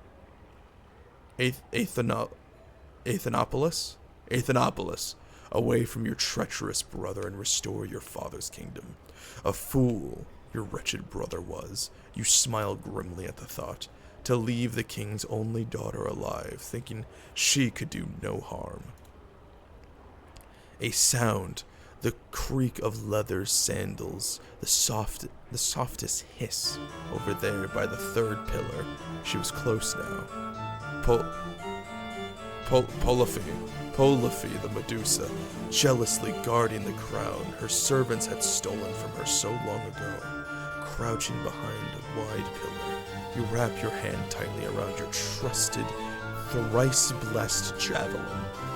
With your helm of swiftness and... Oh, this is literally just the fucking legend of Medusa. And the 100-mirrored shield. Even a beast such as Pelope would be no match for you. Any moment now, she would round the pillar and meet the sight of you. Even if she turned away from the shield, your javelin would surely find her throat. Suddenly, there was a gentle touch on your shoulder. You gasped, spinning around to face, of course, the Medusa. Accepting the inevitability, you only have time to lose a piercing cry of frustration before your lungs and every other part of you solidifies into cold gray stone. I was expecting more out of that. Honestly, my favorite one probably has to be the Dawning Horror. Even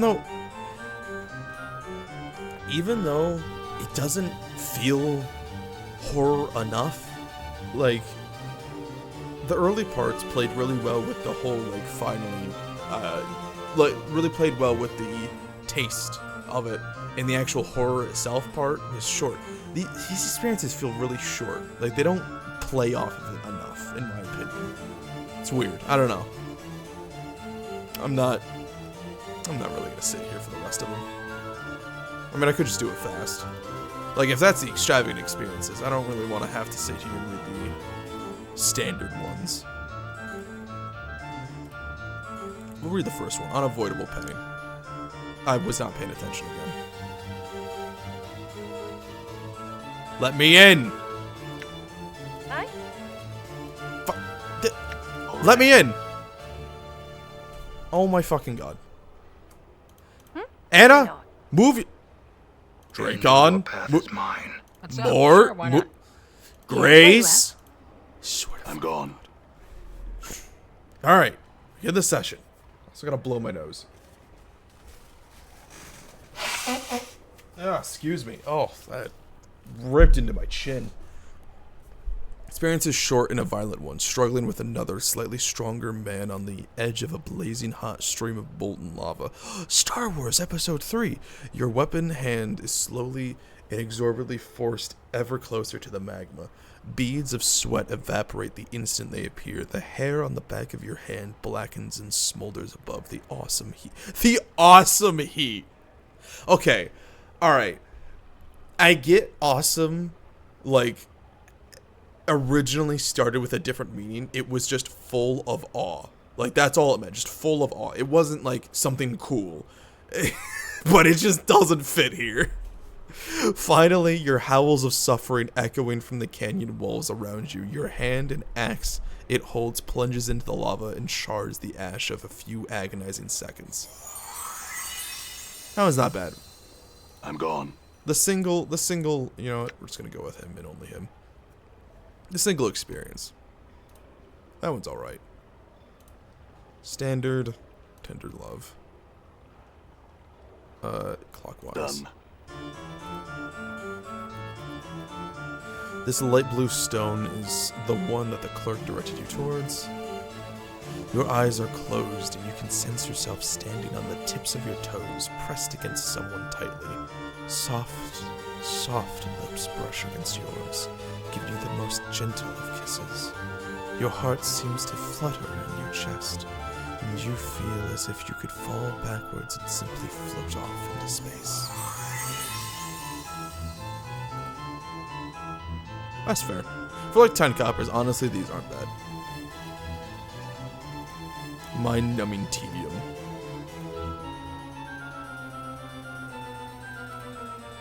The experience couldn't be more than a few minutes long, but hours seemed to pass. A long, boring lecture in the dressed, dustiest hall in the University of Chalm and Sigil. You look about the vast hall, hoping to catch someone's eye and to pull a face at, but the other students are either asleep or staring listlessly into space. I like that, listlessly. You drop your quill pen, pick it up, and drop it again, just for something to do. You consider stabbing yourself in the eye with it, just to see if your senses haven't been wholly numbed by the incredible boredom. Honestly, I like that. It gives you such a visceral description to catch you off guard, and then as a way to describe the boredom. I like that a lot. That one's good.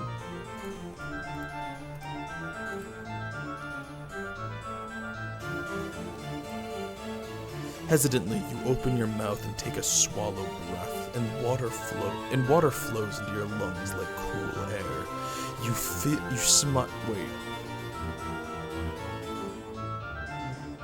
And water flows into your lungs like cool air. You smile and take a deep breath, gawking in all directions as you slowly sink to the bottom of the harbor, where hundreds of colorful fish weave through twisting tracks of brilliant coral. As your feet touch the bottom, you peer at the keel of your ship and laugh aloud with joy, a stirring of great bubbles shooting towards the surface. Oh, sheer wonder. Okay. Okay, that makes a bit more sense. Have stirred a long-forgotten memory. Long-forgotten, vaguely familiar memory in your own mind. You feel as if you gained some... Oh, that's the same description. Okay, that one felt weird. I didn't really understand it. I feel like standing on a mountaintop and, like, gazing out at the world. I feel like that would have been better, but I guess it works. Consuming impatience. This one, I like the description of just consuming impatience, because that's fucking accurate. You stand debating with Omnis, the horribly slow keeper of the Lion Key, as to whether or not your quest is important enough for him to relinquish the artifact into your care. The whole experience is an exercise of sheer torment. Each and every one of his words is followed by a significant pause. Each and every point he makes is reiterated time and again before he lets you speak. This is just me rambling anytime on stream. I repeat the same shit over and over just because I don't know what the fuck I'm getting at. You present an argument, then wait and wait and wait while he makes his counter-argument, to which you shoot out a snappy counterpoint of your own, then must wait yet again for another of Omnis's drawling, meandering, seemingly endless counterpoints. It's everything you cannot to simply lop the fiend's tusk's head off and snatch the key from the twitching corpse.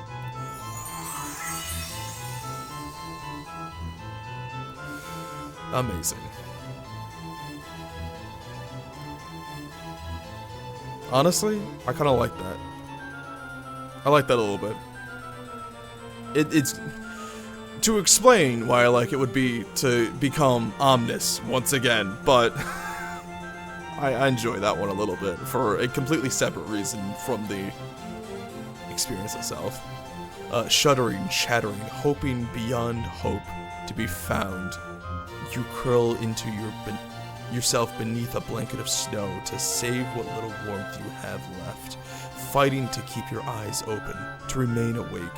You become aware that you can no longer feel your arms, your legs, the ice against your face, and tired, so tired you at last resign to the inevitable. You close your eyes, biting sleep, a bitter welcome as the sense of loss forces a single tear, doomed to crystallize before it even reaches your cheek from your aching eyes. That one I actually do kind of like. The whole blanket of snow to scramble out whatever warmth you could. That's a good description. I like that.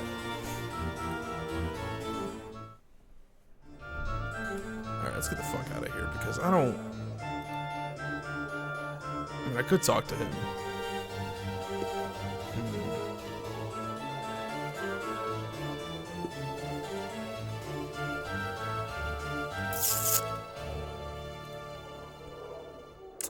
But I am a member of Splinter. I simply have not been here for a long time. Long while. I've gathered many experiences in my absence, as many as the scars upon my body. He narrows his eyes, humming as he looks you over. Very well. We shall grant you access to those privileges allowed only to members of the Society of Sensation, if you can show us what sensations you have gathered recently. Alright, I'm ready. We would ask for 5 sensations. Okay, he's just gonna have me join. Then I woke up not knowing where I was on a cold, blood-slicked iron slab in the bowels of the mortuary, a place where only the dustmen or the corpses in their care have seen. Go on. My entire body reeked of embalming fluid, but even the smell of that was not enough to match the coppery scent of gore around me. Dozens of bodies lie on countless bloody slabs like the one I rose from, all in the process of being gutted, filleted, and the like by nightmarish clockwork devices for reasons unknown. The only sounds were the squeals of labored metal and the unsteady tread of undead workers as they pushed the slabs about the mortuary on rusted iron tracks. A disturbing experience. And I even left out the part about the chatting skull that flew at me as soon as I was upright. Will it suffice, Splinter? Yes. We welcome you back, traveler, and grant you access to those privileges allowed only to members of the Society of Sensation. Thank you. I'm now just officially a part of it. I'm just a part of the Society of Sensation, completely unintentionally. All right.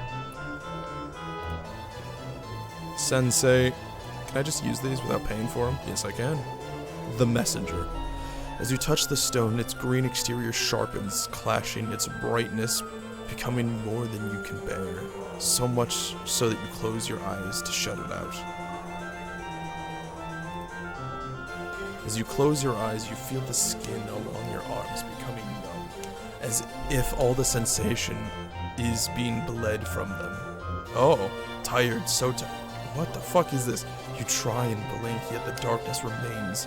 Your lids feel soft and sluggish, unresponsive. You are sitting on what feels to be a dirt floor, and around you is a smell of coppery blood and herbs? Why are you here? You came here to... what? Your memory fails you, but you feel a growing panic beginning to well up within you. Awake now, are you? A questioning all done? Questioning all done? The voice of an old woman's thick and scratchy, as if it was trying to force its way past the thick layer of dust. Try as you might, you cannot open your eyes and see the woman, but you feel a shiver of fear. Something is wrong, terribly wrong. You try to respond, but all you can manage is a ragged croak. You can't feel your tongue. And your eyes? What's wrong with your eyes? Now, see me you did. This is the woman in the underground village, isn't it? Now, see me you did. Spoke you did, and poorly. So the price have you paid? The crone sounds amused, then her tone drops sharply. No more of your questions. Now you will listen, and you will remember my words, for in minding me you shall live, she hisses. Nod if you hear me, or another bit shall I take. Remember me, traveler. Remember me to a stone, one of the pretty glimmers in your festive hall. Use it like a cup, Pour what you feel into it, and know this. Remember me to a man who wears the skin of Scars and tattoos. I was already about to comment on, like, how...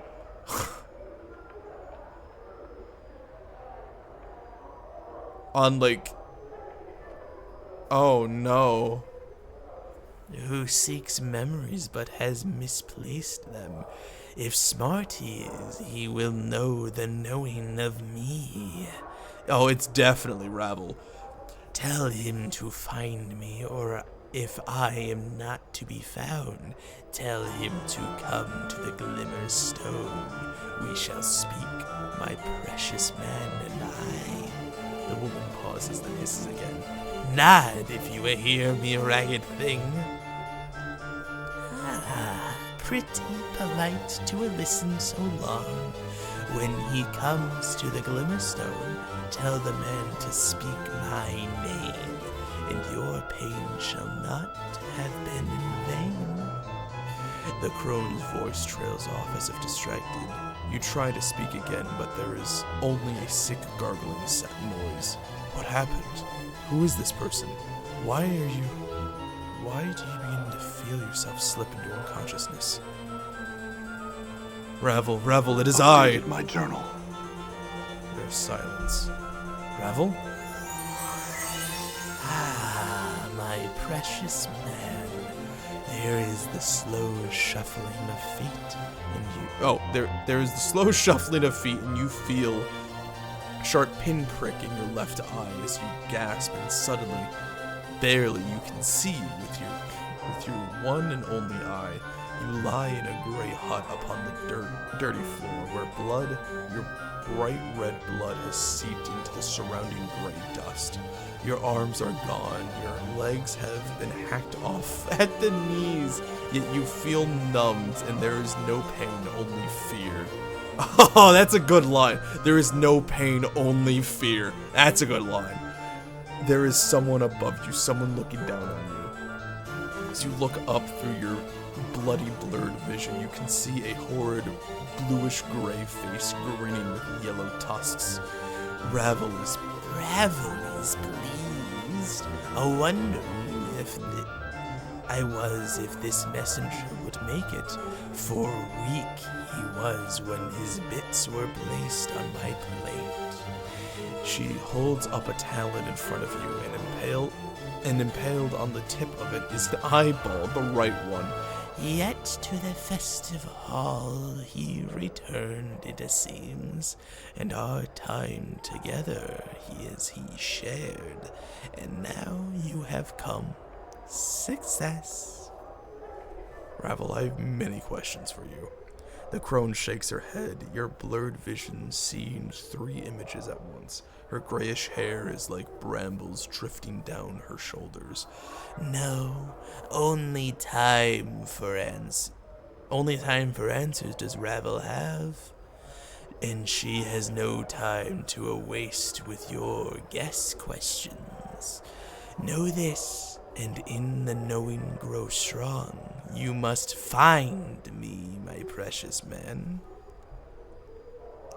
But how? Updated I do my not journal. know. I am beyond knowing in the lady's place.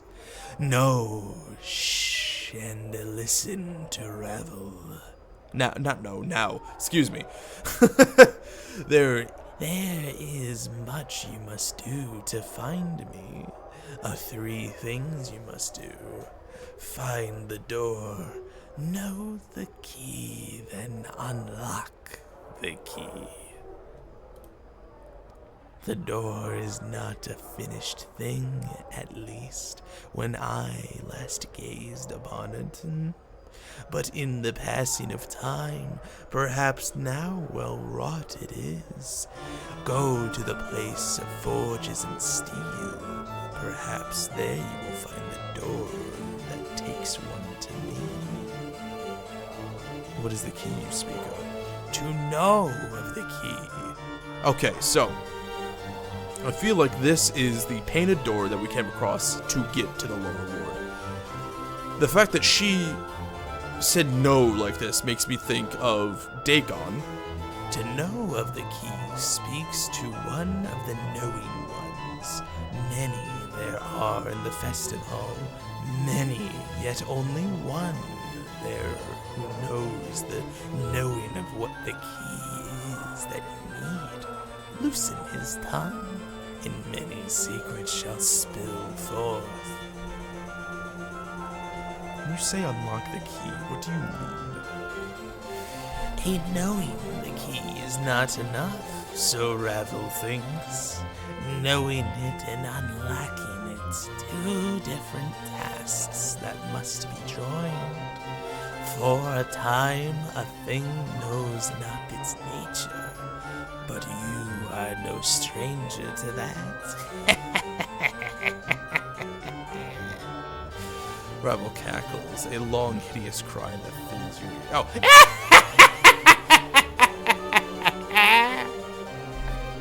There we go.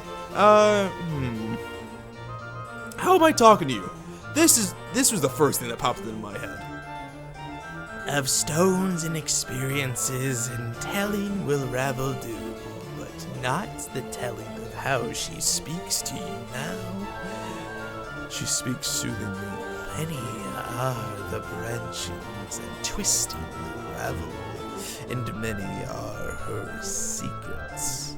I need you, and I need you knowing this. Return. I will give what help I can. Ravel gives a final smile, a horrid, yellow-fanged grin.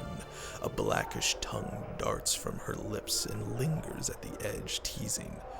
But in the end, only the one question remains. Only one question this I ask. Ravel's eyes blaze like fires, the red light turning her face blood red. What can change the nature of a man? God damn it! I mean, I'm not that upset. At the question, you feel a tremor pass through, like thunder, and you feel yourself burn. Your vision clears until you are standing once again before the hideous green stone. It looks different than before, more horrid somehow. She said the line, honestly, I fuck with it. I've actually had this conversation last night. That's the man I'm looking for. I had this conversation last night with someone, and it's, what the fuck was it? It was basically like, I'm gonna have to summarize it because I can't remember the conversation itself. But it was basically like, many good, not good, that's not the word I want to use. Many great writers tend to obviously place the major themes. Like if something isn't directly said in the story, then I'm just going to assume it's not a major theme. Like, yeah, sure, it can still be a theme, and it can, like, accent a greater theme. But if the theme as a whole is not directly addressed in any form inside the universe, I'm not going to pay much attention to it, because it would be clear to me that the writer doesn't feel like it is that central to the book. If it is a central theme, chances are the characters in the story are going to address it in some way, shape, or form. That's usually just how it works. And many great writers utilize like that. And the reason why I said great instead of good is because you can still be a good writer and not address it directly. Like, that's entirely feasible. It's entirely possible. It's not like it's impossible. It's not a hard and fast rule. But that is just the general gist, because it's easier to directly address it. And that brings me to this, of how I do appreciate how they are taking this directly. This theme of what makes a man, the whole philosophy and everything. I appreciate that. Because if they didn't, I'm not going to give a shit about it. I'm gonna be honest.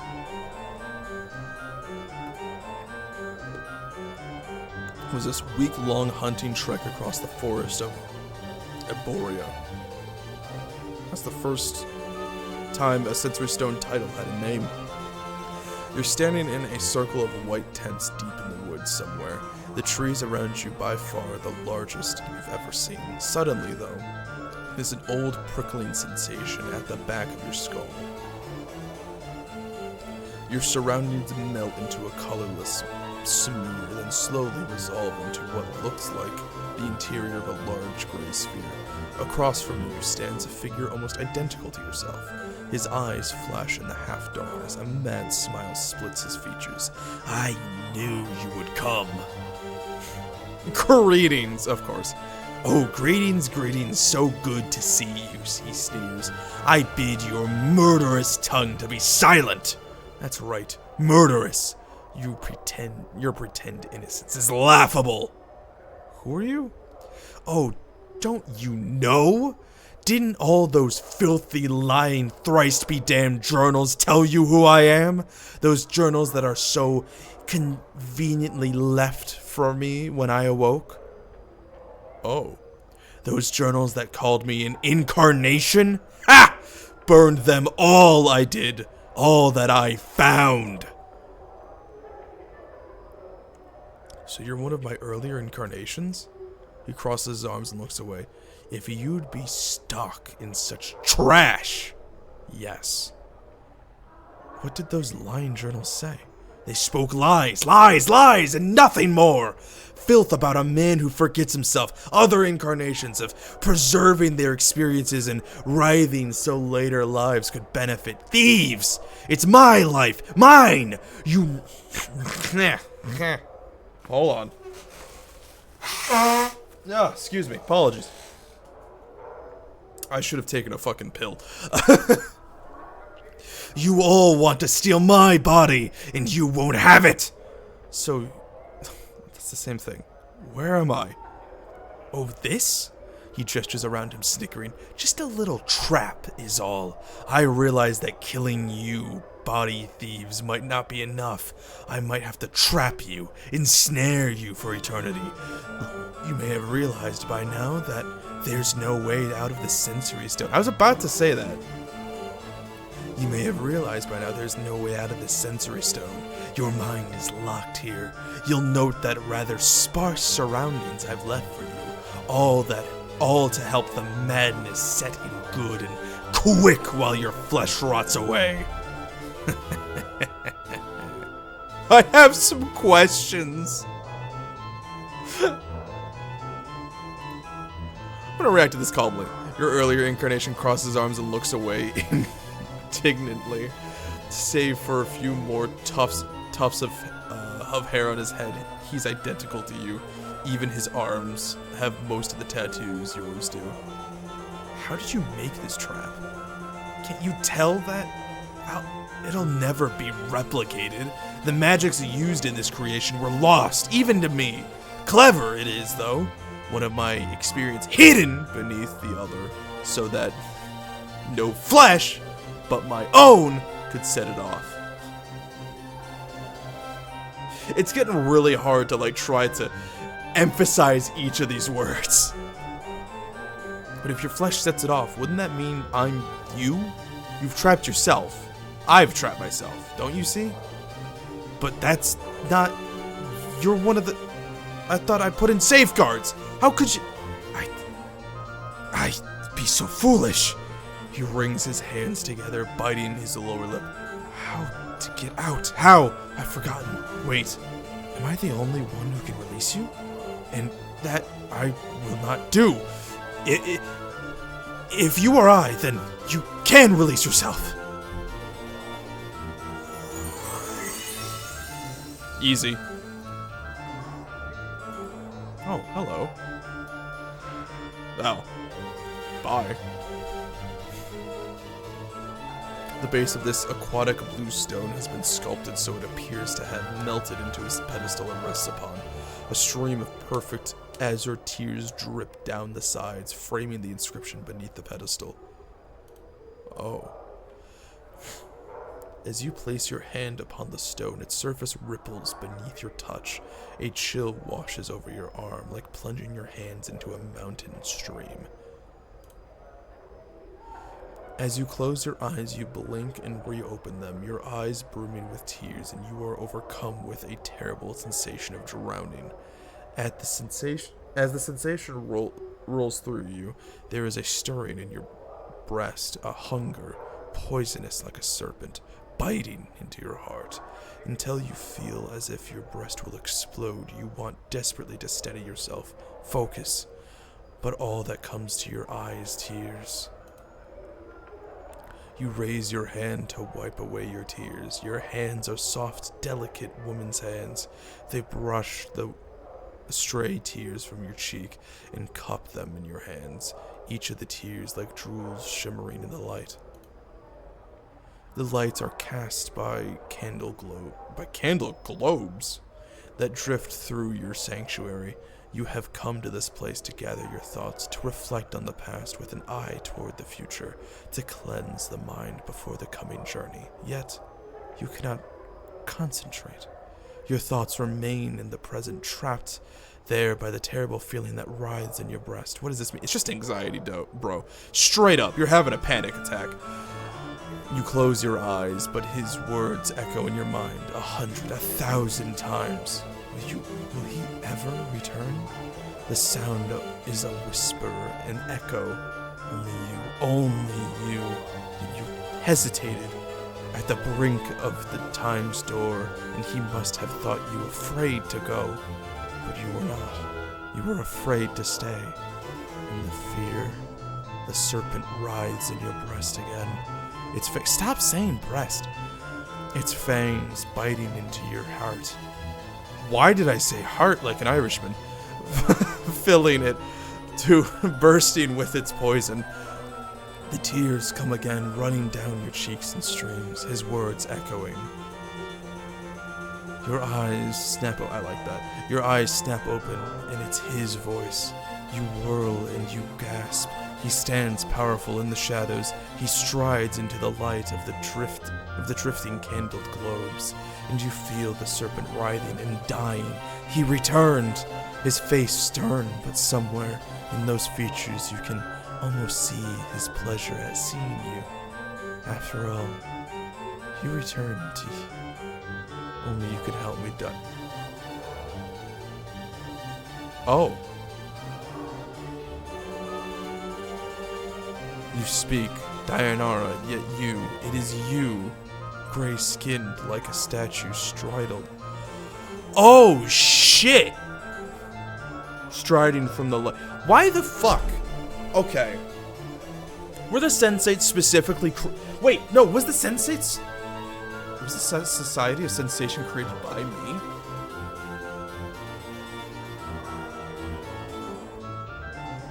They had to have been. They had to have been created by me. Right? There's no fucking... It's either created by me, or it wasn't Ravel, because Ravel put the thing here to talk to me. It was either created by me, or created by a villain. Or some sort of, like, not all-knowing, vastly more knowing figure. Like, I could excuse the first one, that it was put here because Ravel and, like, obviously, yeah, torture. The second one already was weird. I'm gonna be real, I'd have to consult the wiki for that one. Because, like, this is the personal place. This is where only members of the society can go. But the only fucking memory stones are about me and different ways that I am interacted with that will stir my memory. Nobody else would give a flying fuck about this. Like, this one doesn't even activate if it's anyone other than me. This is specifically addressed to me, and this is my fucking wife. Yet it is you, gray-skinned, like a striding into the light. Are you that scarred? Your body looks like it has been bathed in knife blades. The wounds, the tattoos, horrible. Yet you see through Dianara's eyes, and she sees... How can she see you in such a way? She puts a cloak over your features. She sees you in such light, such terrible longing. Light for How can she feel such? You feel your vision tearing, doubling until you are that man striding from the light. It is you, but not you. You feel yourself being torn. It is Dianara's experience, but at the same time, it is also yours and you. What? I ask too much of you to accompany me, Dianara. I have no right to place you in such danger for my sake. It is your words, but they are a surgeon's words, chosen with a cold skill without a trace of emotion. With every word you feel. I like that, surgeon's words. I'm gonna actually steal that from my own book. That's a good description. With every word you feel yourself sneering inside, knowing what the stricken girl will see next through her long-stained eyes. Why are these in parentheses?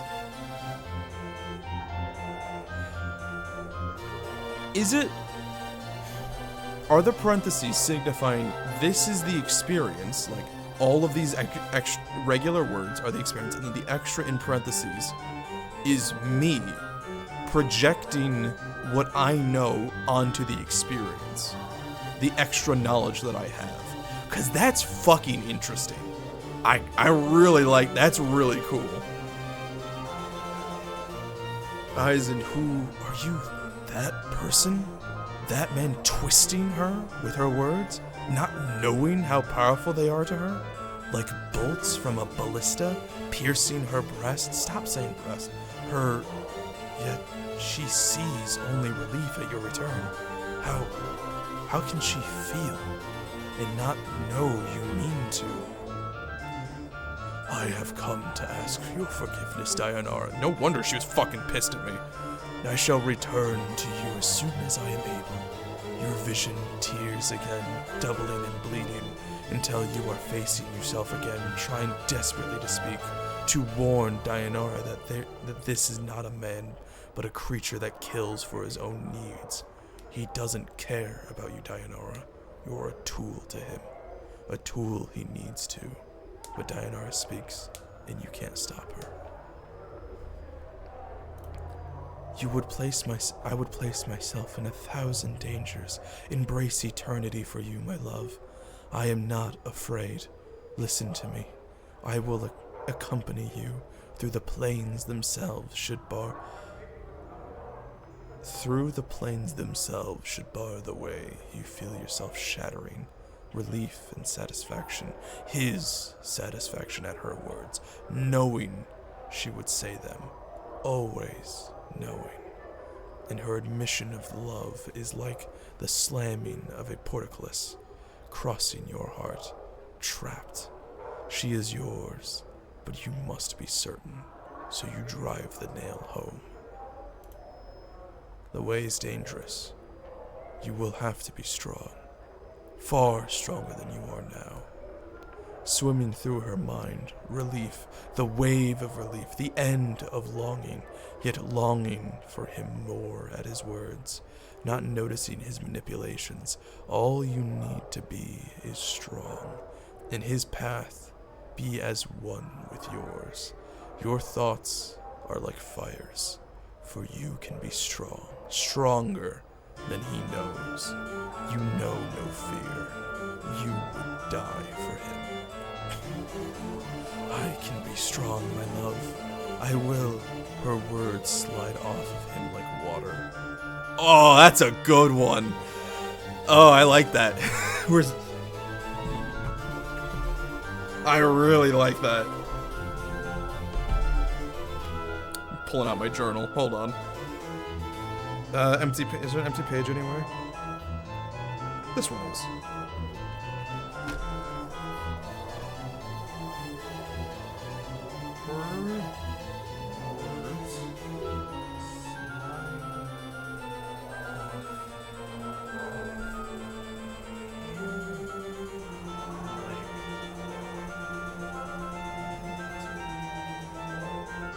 That's a good sentence.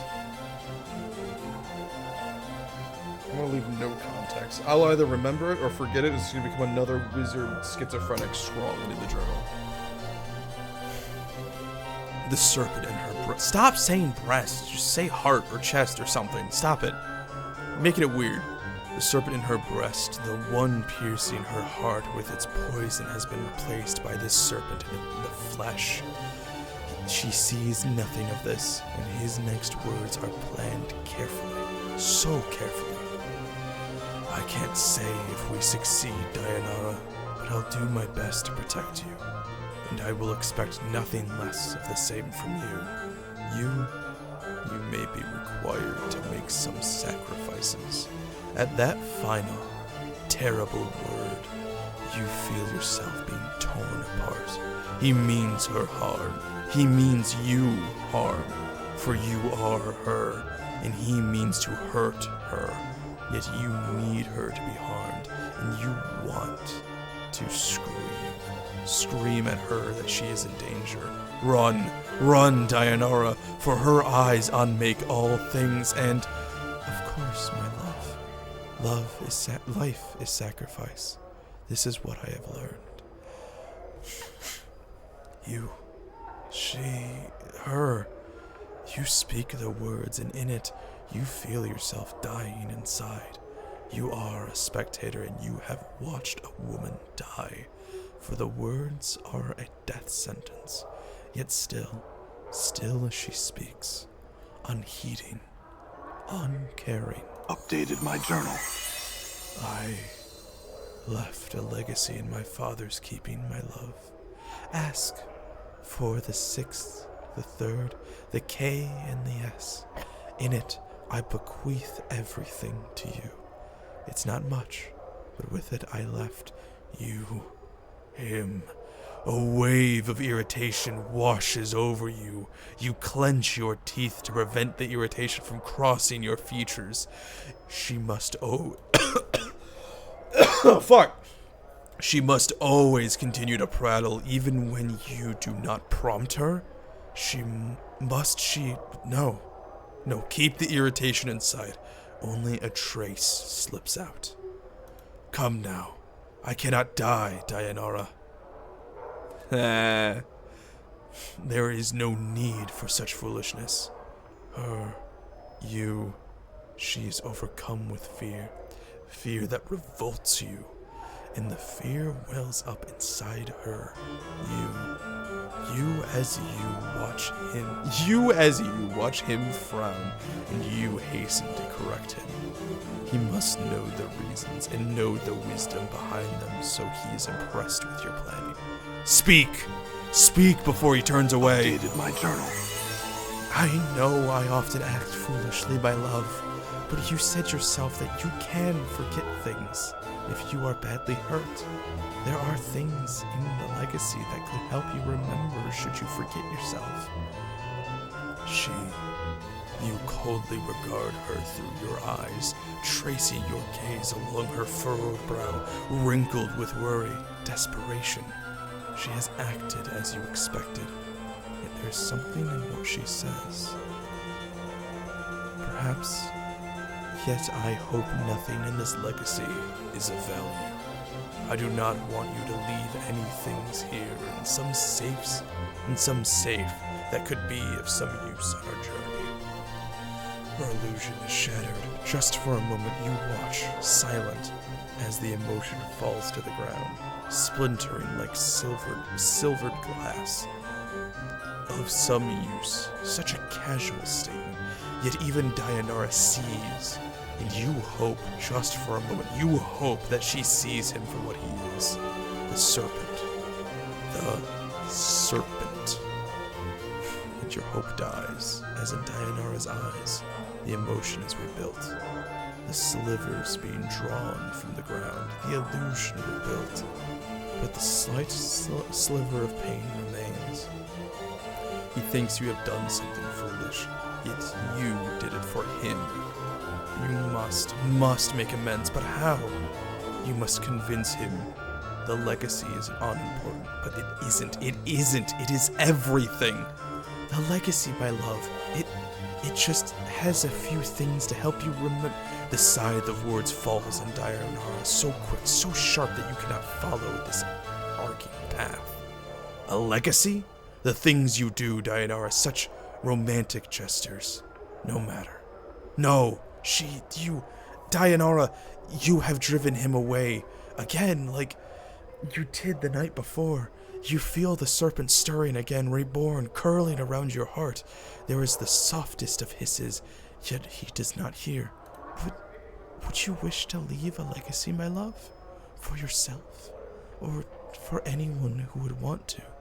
It might help you remember if you left something for yourself, or for the ones you loved.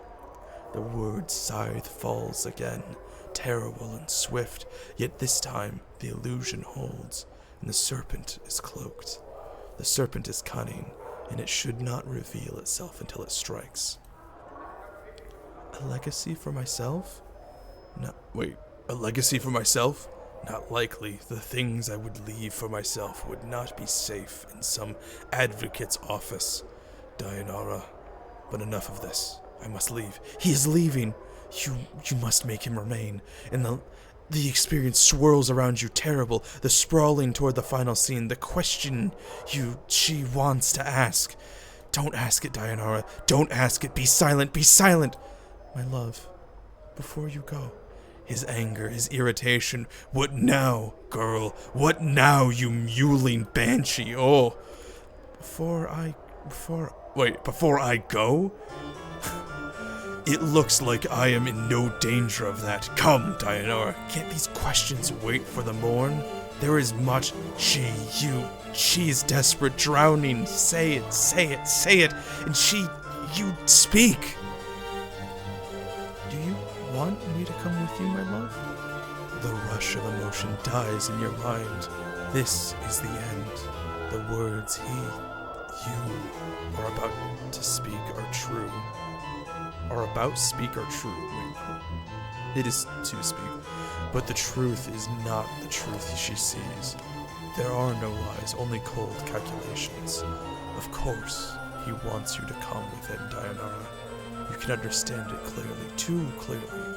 He has invented too much in the poor girl to let her go. Invested too much, excuse me. Of course, Dianara, I would not have asked you to come with me if I did not want your company. You know how I feel about you. There is a cold silence in his mind, then a hissing of a thought, a response sharp and deadly like a dagger blade. The lie comes swiftly, unburdened by emotion. I love you, Dianara. And you want to scream as you feel the lie wash over her like a radiance. But it is a shadow of truth, a serpent's kiss, and he means you harm, and she can't see you want to call out, but she is crying with joy, even as cry with joy, with frustration, with joy, with despair, the emotion over you like you are drowning, and you need to speak, you long to speak, but you cannot. And you scream as you tear your hands from the stone, bloody tears rushing from your eyes, running in streams down your arms, your hands to coat the stone, blood, her blood, and you can't warn her, you can't stop crying. And suddenly, Fall from Grace is there, and her touch is gentle like silk, and she brushes the tears from your eyes. Even as you feel the screams welling up within you, she shushes you, cradling your face through your bloody tears. I can't bear it. I couldn't stop her. I wanted to. I couldn't do anything. Grace looks into your eyes, and she nods sadly in understanding. And that is the nature of longing. The desire for that which you cannot change or possess. She studies you, withdrawing her hand, now soaked in your blood. Will you be all right? Yes. I just need a moment. Very well. Grace steps back. We will continue when you are ready. There's no name here. As much as you want to hurl the memory of the experience from you, you will hold it fast. Because you know it's important to remember. It was you in that experience. It was Dayanara's experience. Because it was you, your memories flooded you, and you could feel both sides at once. Who were you? Who was that? That shade of you. And I'm very happy they put this at the end, because that is the fucking best one out of all these stones. I fucking loved that. Fully. Maybe it is a bias because I do know the experience of like that anxiety, the serpent in your heart. I already love the description, but I fucking adore how they utilized that stone to fully explore, is that the word I want to use? To fully explore that experience of manipulating love. That is so ingenious. It's such a unique experience, and the fact that they were able to have the Dayanara's inner thoughts, and then have your memories rush back to you of the manipulator, the abuser, and then have you sitting there in regret, trying so desperately, like, it's like watching a memory of your past self while you're trying to go to bed and just praying to God that you could change it, but you can't. I fucking love that. That's so good. That's fucking great. That's some really good writing right there. Overall, like, the descriptions were great. The caps lock was abused a little much for my tasting, but honestly, the emotion still came through, and I fucking love that. All right. Oh wait, no, shit, I didn't talk to the guy. God damn it. That was fantastic. I very much enjoyed that. I need to go. Private Cemetery. Done. Where is he? There he is, Quell. I checked, the sensates have a bit of a history and the nameless one is not mentioned, but the private sensoriums have been established in the last 50 years, so your previous incarnations put these 3 stones here for your future ones. This is one, if I presume, many private sanatoriums in the feast hall. You can only access yours. Oh, okay. Okay, that makes a lot more sense if there's multiple, like, private ones. Who would ever abuse caps lock? God damn it, Ginger. Alright, this older man is chewing on something, muttering softly to himself. After a moment, there is a crack in his crunches. Oh, that sucks, man. Down on the object in his mouth and swallows it. Ew. His bushy brass white brows furrow for a moment, rise, and then froze again. Without so much as looking at you, the man reaches into his tunic, pulls out a pew-colored? What? I don't know what that means. Pew-colored ball, regards it curiously for a moment.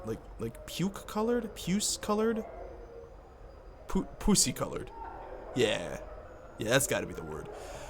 Regards it curiously for a moment, and then pops it into his mouth. Oh, so he just has, like, gobstoppers.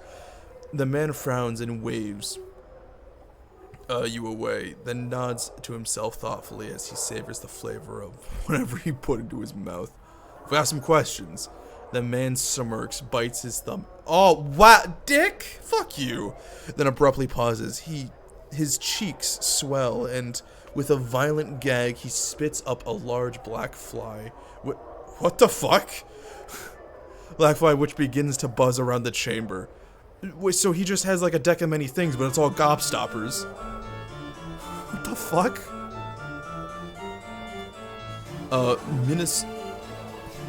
Minorosian candies be damned, he cries, shaking his fist at the insect. He whirls on you. What? I just had... What do you know of Raven Puzzlewell? He pops a small red candy into his mouth. Do you always Do you always traipse about molesting Prusens mages with your ignorant prattle? Blabbling, blathering, chittering, chattering. The candy shoots from his mouth unchattering, flying into a high arc to land on the floor with a wet plip. He stares at it sadly. I'm sorry about your candy. Eat it, pick it up and eat it. I really want to do that. You snatch up the candy and pop it into your mouth. Its taste is sweet and tangy. The mage's jaw drops. But my delectable, scrumptious, Bitopian fruit candy. That was good. Can I have another? Another one? Another one? Of all the raw, blistering nerve, what makes you think you deserve another candy? You unmannerly, churlish dullard. Come on, just give me one. I'll give you nothing, and you'll like it. He plops a candy into his mouth for emphasis. So good. He swirls it in his mouth, his eyes closed. We're wrapped with S. So delicious.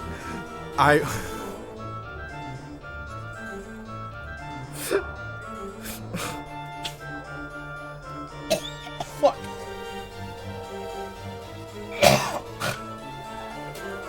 Sorry, I snorted when I was laughing some mucus into the back of my throat. I apologize. Oh my fuck. I want one and you'll give it to me. Now let's have it. How dare you so ingraciously demand candy of me, as if there were some divine right granted to you by the greatest of powers. Shall I just kneel to this whim of yours, O great one? Pass my treasured candies onto your stigmatized sacredness? Why don't I anoint them with your precious oils, have them blessed first? He stomps his foot with each word. No, no, no, I think not. Come on, just give me one. Fine then, forget it. I shall. Forgotten it is, you scabrous, rot-brained, clatter-trapped. Now farewell. But I have some questions. I care not, you yeasty, beef-witted pig nut. His eyes bulge out, he jabs his fingers into you. Now off with you, and do not return without being prepared to show the proper respect. Come, buried tribute, a gift! He suddenly draws close and whispers from the side of his mouth. Candies or chocolate would be nice, but nothing common, mind you. Bring something exotic. Now be gone! Finally, fine, I'll go look around the world for something suitable. What the fuck? That was great.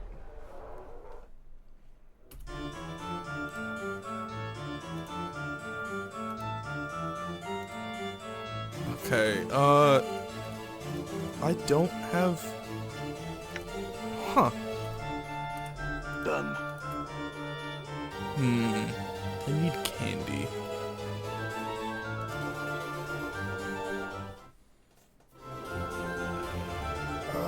Okay, well, alright, so we need exotic candy. We need...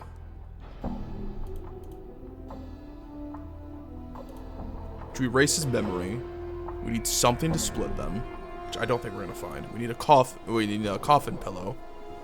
Oh wait, coffin pillow. Oh, we can do that lickety split. Hold on. Am I gonna find it in the place? Rather eccentric mage by the name of Quell refuses to speak to me on the grounds that I haven't shown him the proper respect by giving him a gift. Just candies or chocolate, but that they could not be of the common sort. They must be exotic. I told him I'd find something in the clerk's ward. Okay. Yeah. Wait, did I come across something like that before?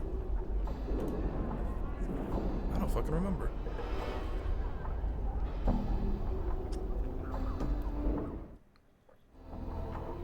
Oh no, this isn't the building I want. What fucking building was it? I'm gone. wasn't that. Oh, it was this one.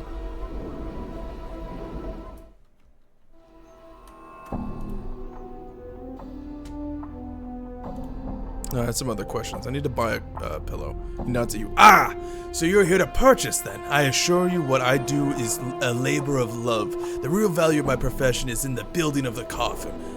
And doing it well. I'm sorry. It is an act of perfectly ordered creation. Every piece must fit just so for the betterment of the whole. It is much like a metaphor for the harmonium philosophy. We create order and then beauty. I just need a pillow, dude. I just need a pillow. I just need a pillow. Are you even listening to me? I just need a pillow.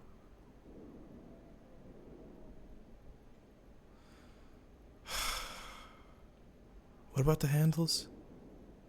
That's fine and all, but I just came here for a pillow. I just need a pillow. Hammeries. Hammeries. If you don't shut the fuck up and give me a pillow, I'm gonna hit you hard. I said I need a coffin pillow. That's all. Just a pillow. You need an entire coffin. Oh my fucking god.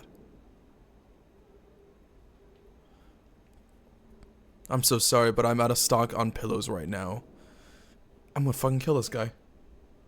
I don't know when I'll have them again. The house being closed and all. Internal problem. Updated my journal. Alright. Done. Let's get the fuck out of here. I don't wanna be caught up by that again. Alright. I need to get to the coffin where there's maybe some sort of situation there where I have to deal with first. Okay, Done. where's the warehouse? I don't actually remember where it is. Is it up here?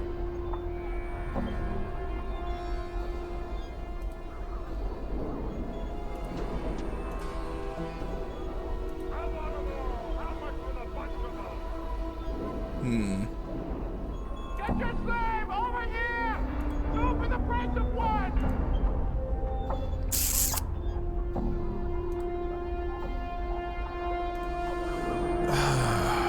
I don't know where the fuck the warehouse could be.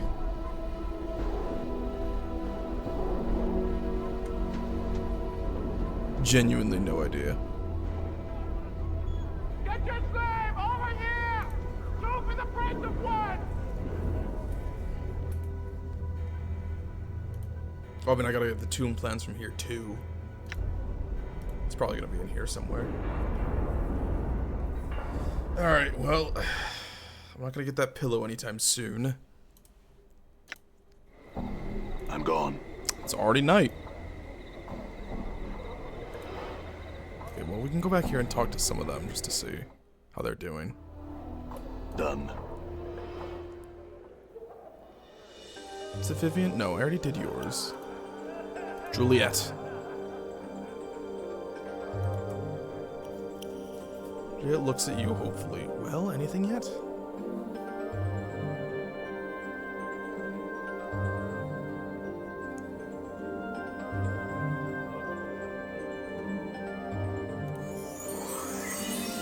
I made my demands, but could gauge no reaction. He didn't want to fight me, though. I suggest you speak to him with yourself on some time. He's not gonna fight for me, then? No, he won't. I recall him saying that he was bored with things in any case. Juliet looked shocked. He said what? How could I have been so... Oh!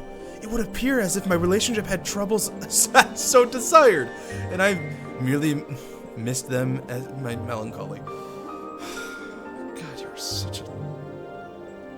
You're a bitch. I'm just gonna say it. I never understand people like this.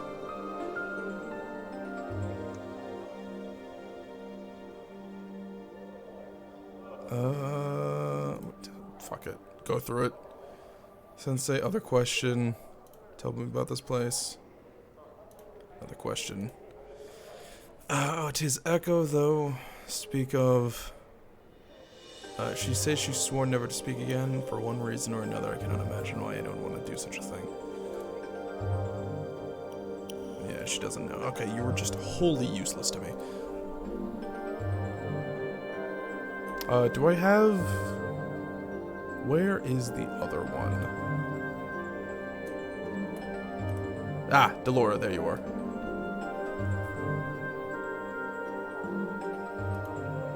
Okay, no, I can't talk to her about it.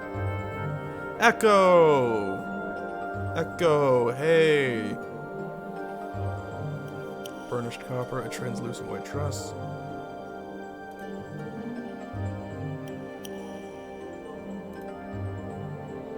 Some questions. Is your name Echo? Okay.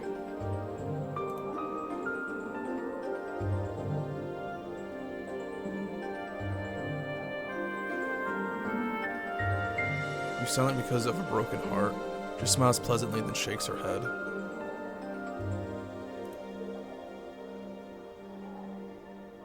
You're emotionally wounded? Is that why you can't speak? Did your voice cause someone's death or some other tragedy? For a moment, she shakes her head.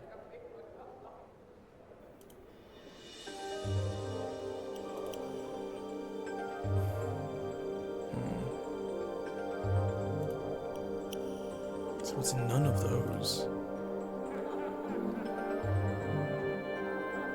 Wait, hold on. How can I leave? There we go. It's the building where you were gonna ask for more storage space but got refused. Oh, that's the warehouse? Hold on. That's way too low. Right here. That's how I leave.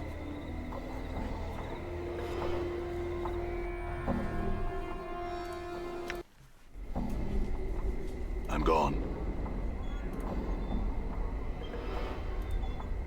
Well, we can go there, lickety split.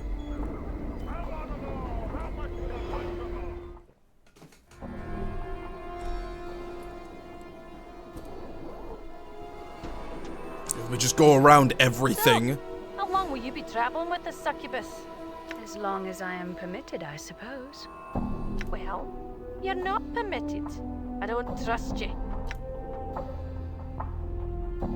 Can y'all not fucking banter right now? I'm a little busy.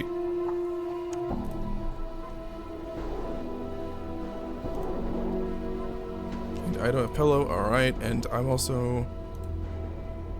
Plans for a tomb. Thank you. Thank you. I did not realize that this was... All right. I did not realize that that was the warehouse. I mean, storage, yeah, it makes sense. I don't know, like... Done. Vault feels different than warehouse. Even though they're both storage units. You get what I mean?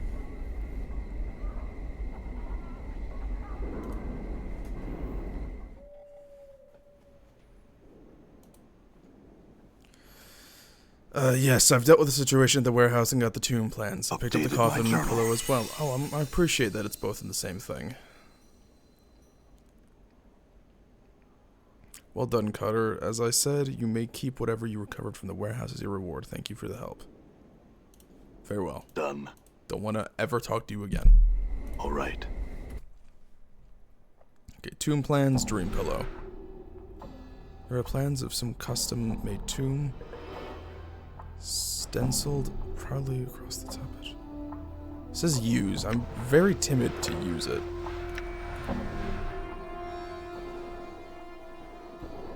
Rather graphic love letter. Who it's to or whom it's from, whether are quite vague.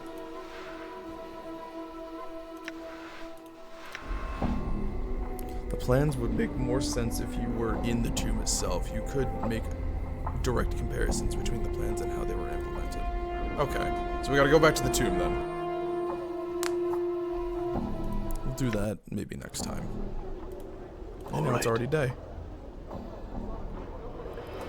Okay, so who wanted the...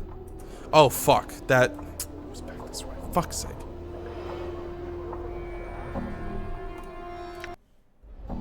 All right.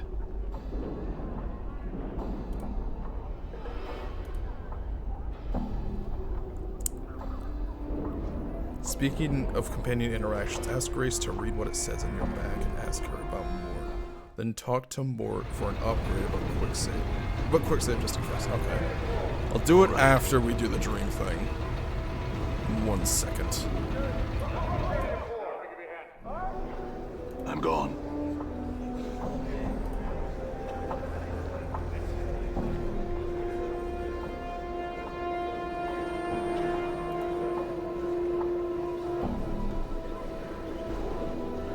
I have the pillow. Updated my journal. And give me the key. Close your eyes and stretch out your hand, he says. You have to feel the key before you see it or it won't function. Okay.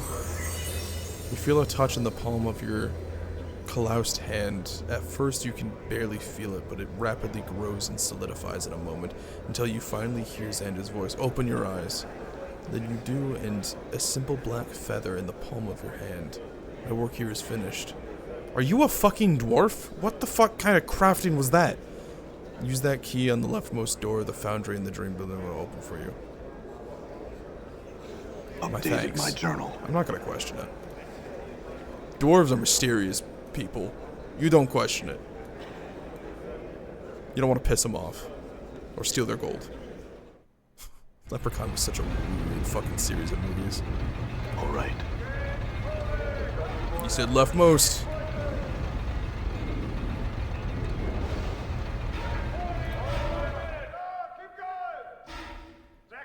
You find yourself standing under the hangman's noose, a gravelly voiced...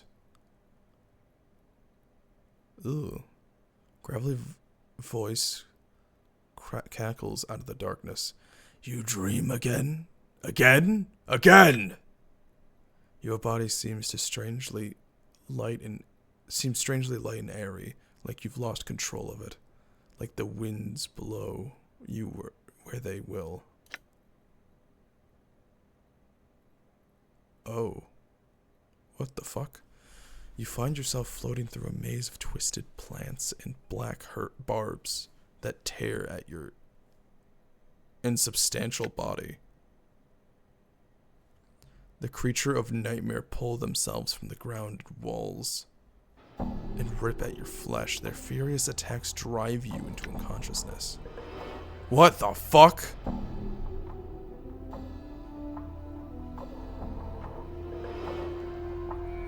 You are standing in front of a tower of skulls that babbles at you, and you can't understand the words. A clattering behind you distracts you, and you see a battalion of fiends rushing you.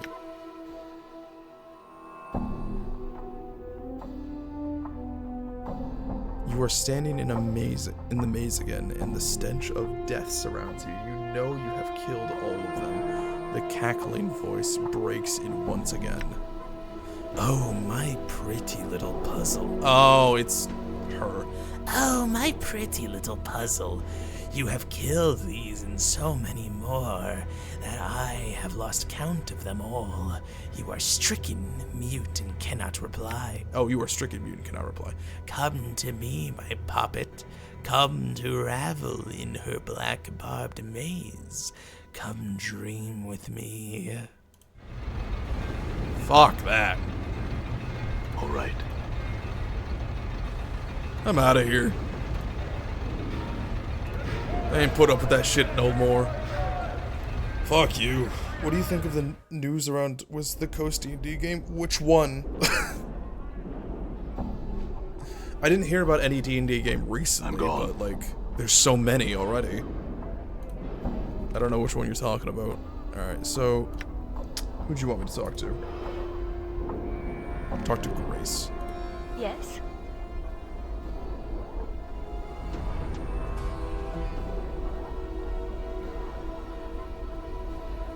Who the fuck is this? The Tannery are fiends. Some call them demons. They have embraced evil and chaos for chaos' sake. They dwell upon the poisoned plains of the abyss, where they feed on their own rage and lash out across the multiverse, despoiling all they touch. They forever seek to tempt others into committing crimes of passion and vice. That is correct. I am a lesser Tannery, more specifically a succubus. Okay. Yep.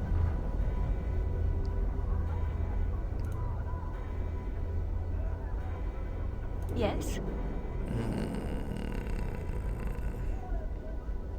I mean, I can ask her about that, but I don't really... Baldur's Gate 4. I haven't heard anything about that. And, like, I know Baldur's Gate 3 has been out for, like, a couple years. It still feels like a recent game, Baldur's Gate 3. I ain't gonna lie. It still feels very recent, so it's weird the fact that they would have announced Baldur's Gate. Actually, wait, no, hold on. Didn't they want to stop? I remember hearing so much more that they didn't want to, like, touch Baldur's Gate anymore. Like, just leave Baldur's Gate 3 as the last one. Are you bullshitting me right now? Ginger? I'm gonna split your nuts. Ask about me. There we go. What the fuck? Well, now I'm curious. Must have her... Honestly, that's the best response to that. That's fucking funny. Nothing on my back? What I might be. I freely admit that you are somewhat of an enigma, but I find such mysteries intriguing. Shall we attempt to puzzle out your situation? Yes. First, while it is possible that you are a tiefling or some rare crossbreed, my guess is that you are human or were one at a time.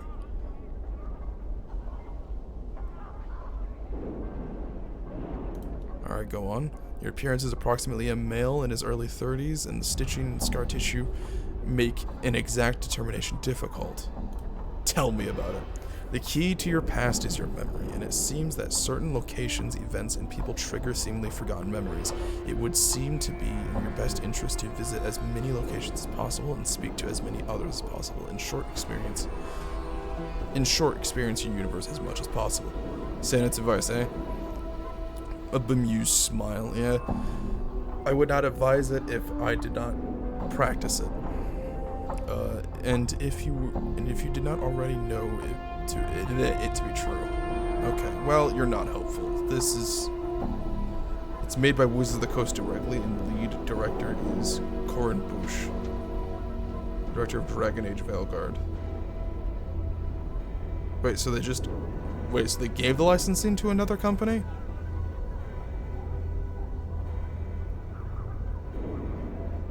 I still don't know what you're talking about.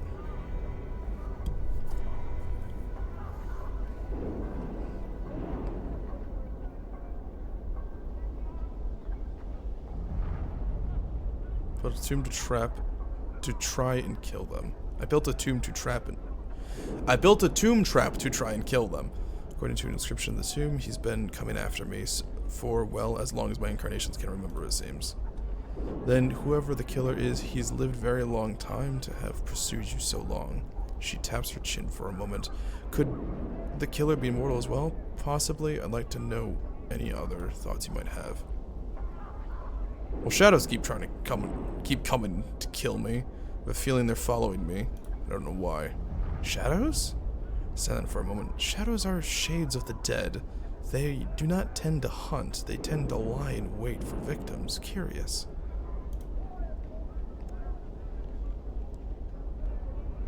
Yes? Mort. Mort is most peculiar. I have seen a great deal in my life, but nothing quite like him. He behaves somewhat like a Mimir. Granted, there's no denying he is knowledgeable, but he has a certain... She sniffs the air and wrinkles her nose. Praetorian smell to him. Praetorian smell?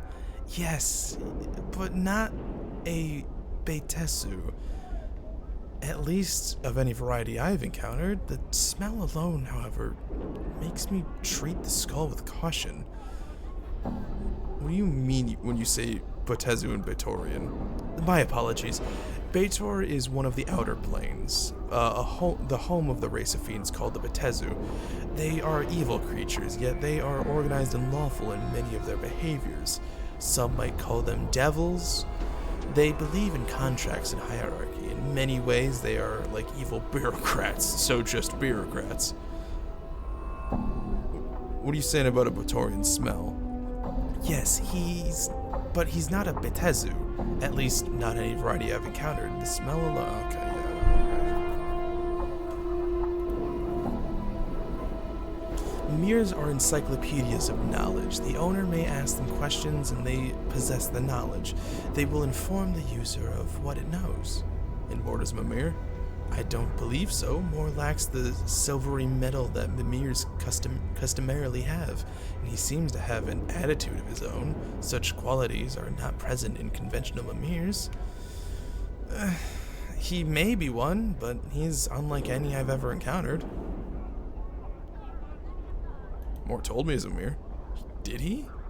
Most curious. Very well then. I don't think I believe him. Perhaps there is some test to verify his authenticity, but I would not do one if you value him as a friend. If you do, then you must accept what he has told you. I see. What do you want me to look at next? Speaking of companion interactions, ask Grace and read what it says on... Okay, yeah, I don't know how to get her to read my back. But there's about Mort. And then talk to Mort for an upgrade. Just quick save just in case. Yes?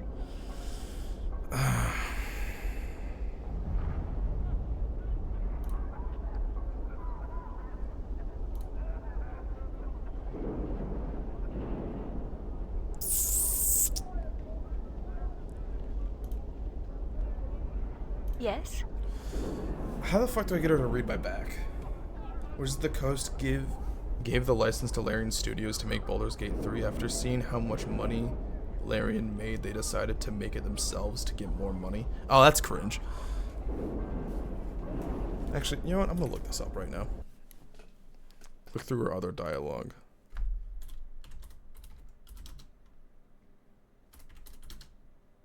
Well, there certainly is no... Oh?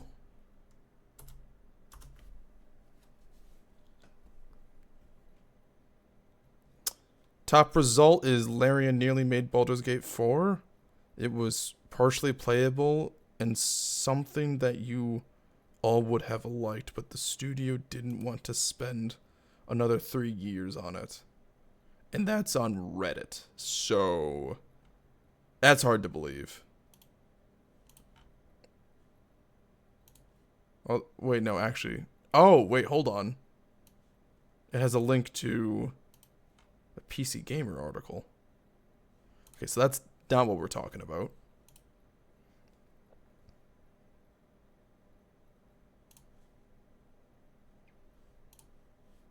Also, Corinne Bush was game director of EA Games for, I think, 18 years. Yeah, I still don't believe you. I'm gonna be honest. This just sounds too perfect of a situation to get clicks. Hasbro is moving ahead with Baldur's Gate 4 without Larian Studios. Okay. Alright, now we're actually getting something. Baldur's Gate 3 took the gaming world by storm, blah, blah, blah. After all the awards, Game of the Year... Is Larian making Baldur's Gate 4? No. Studio founder Sven Vink announced as much this March during a talk... Wait, when did this first come out? It came out almost a full year ago, this article. And we still haven't seen anything on it.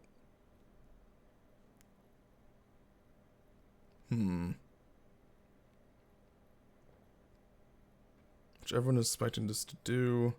We're going to move on. We're going to move away from D&D and we're going to start making a new thing. I respect that. Interview in IGN saying that his team had already started... Okay.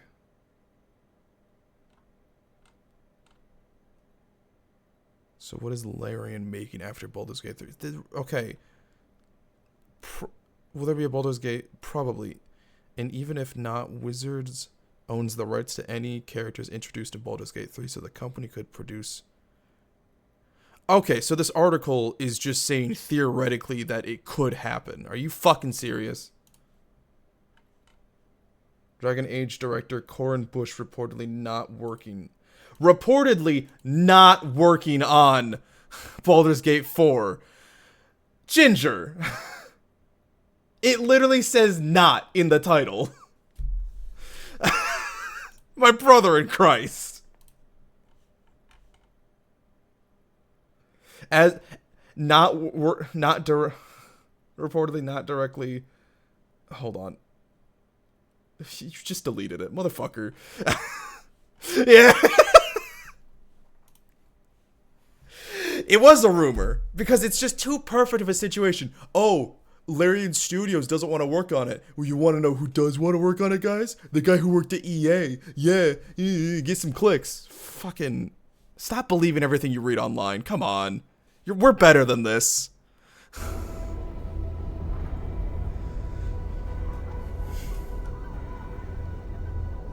I 100% actually, I do blame that article. Because that was released a year ago.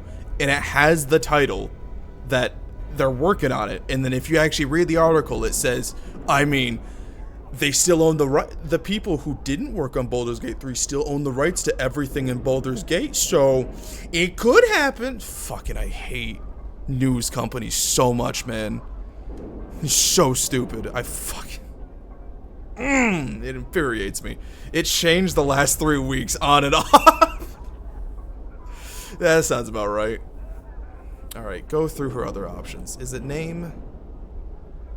The meaning of names is a complicated subject. There is much to be said and a great deal that's better left unsaid. Perhaps and perhaps not. There are names which are given and names which are earned. Who's to say which is the real one? Carries greater weight. That may be so. What do you think? I can't say any other option because a name that is earned is not arbitrary. A name that is earned tells what you've accomplished. Your point is well taken. So why are you called Fall from Grace? Would it matter? It is an earned name. It matters to me. I'd like to know how you came to be called that. I have fallen from my people. Some would say risen from my people, perhaps, but fall feels more right to me. She looks at you questioningly. Does that make sense? Yes, it does. After all, fall carries with it an underlying sense of loss. I'm glad these characters aren't fucking stupid and they can sense subtext, unlike a lot of people that I know. Jesus Christ. Fall from Grace is silent for a moment, then nods thoughtfully. Yes, perhaps that is why it felt as it did. I came to terms with the loss long ago, but the name has remained. Are you sure you've come to terms with it? Grace meets your gaze, and you are once again struck by the brilliant shade of blue in her eyes. It is turbulent, like the ocean before a storm. I had thought so, yet, in speaking to you, you've caused me to realize some things. You have my thanks. Fuck! Ruin the moment. You have my thanks. Well, if you want to talk about it, let me know, alright? You are most kind. I will do so. Yes? Maybe sensates? Yes? How the fuck do I get you to read my back? Do you use weapons, such as... Okay, well... God, you're not helpful. Well, I mean, it's not your fault. You know what? I'm just gonna ask Mort now. Hey, what's eating you, Chief? Alright, you wanted me to ask Mort about... Talk to Mort for an upgrade. What do I talk to him about?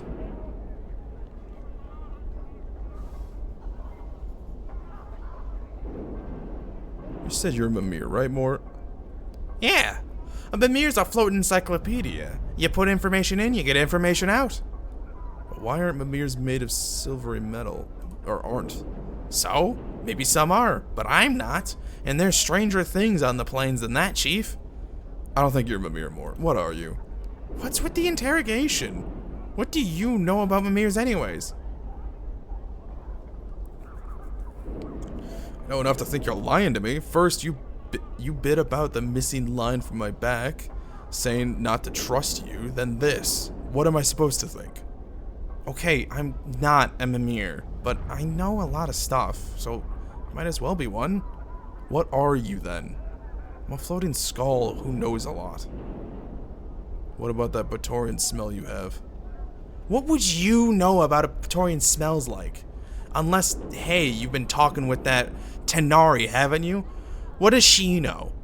Well, obviously she obviously touched on something. That is a Batorian smell, right? Well, yeah, but... Well, yeah. So, I smell a little. Excuse me. Why do you smell like a Bator? I was in the hells for a while.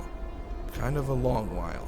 The stench kind of grows on you. You were in the hells? What were you doing there?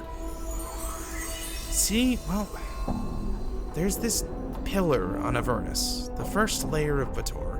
It's called the Pillar of Skulls, but it's more like the Pillar of Heads. To hear some bashers tell it, it's supposedly made of the heads of Burke's mostly sages and scholars who use their knowledge of things and knowing of that when they were alive to stretch the truth a little.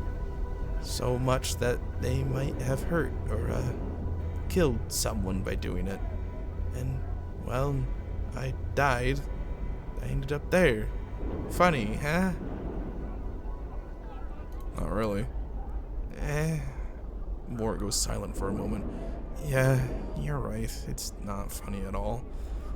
You see, I think I knew a lot of things when I was alive, and maybe when I did know something, I didn't always tell the truth about it.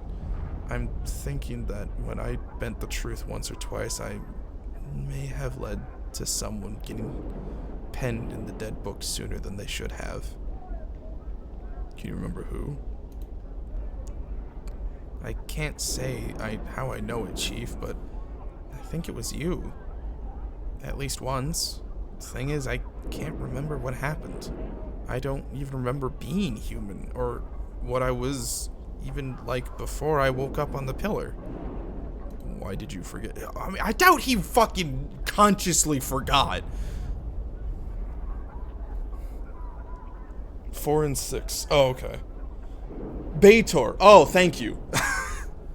Baitor. Alright, sorry. That's pretty much the way things... Wait, that's pretty much the way of things when you die, as I'm pretty sure you're no stranger to. You just forget. I'd figure I wasn't a sterling member of a community when I was alive, but hells, who is? It's just that I can't help it. Nothing's worse than being honest all the time.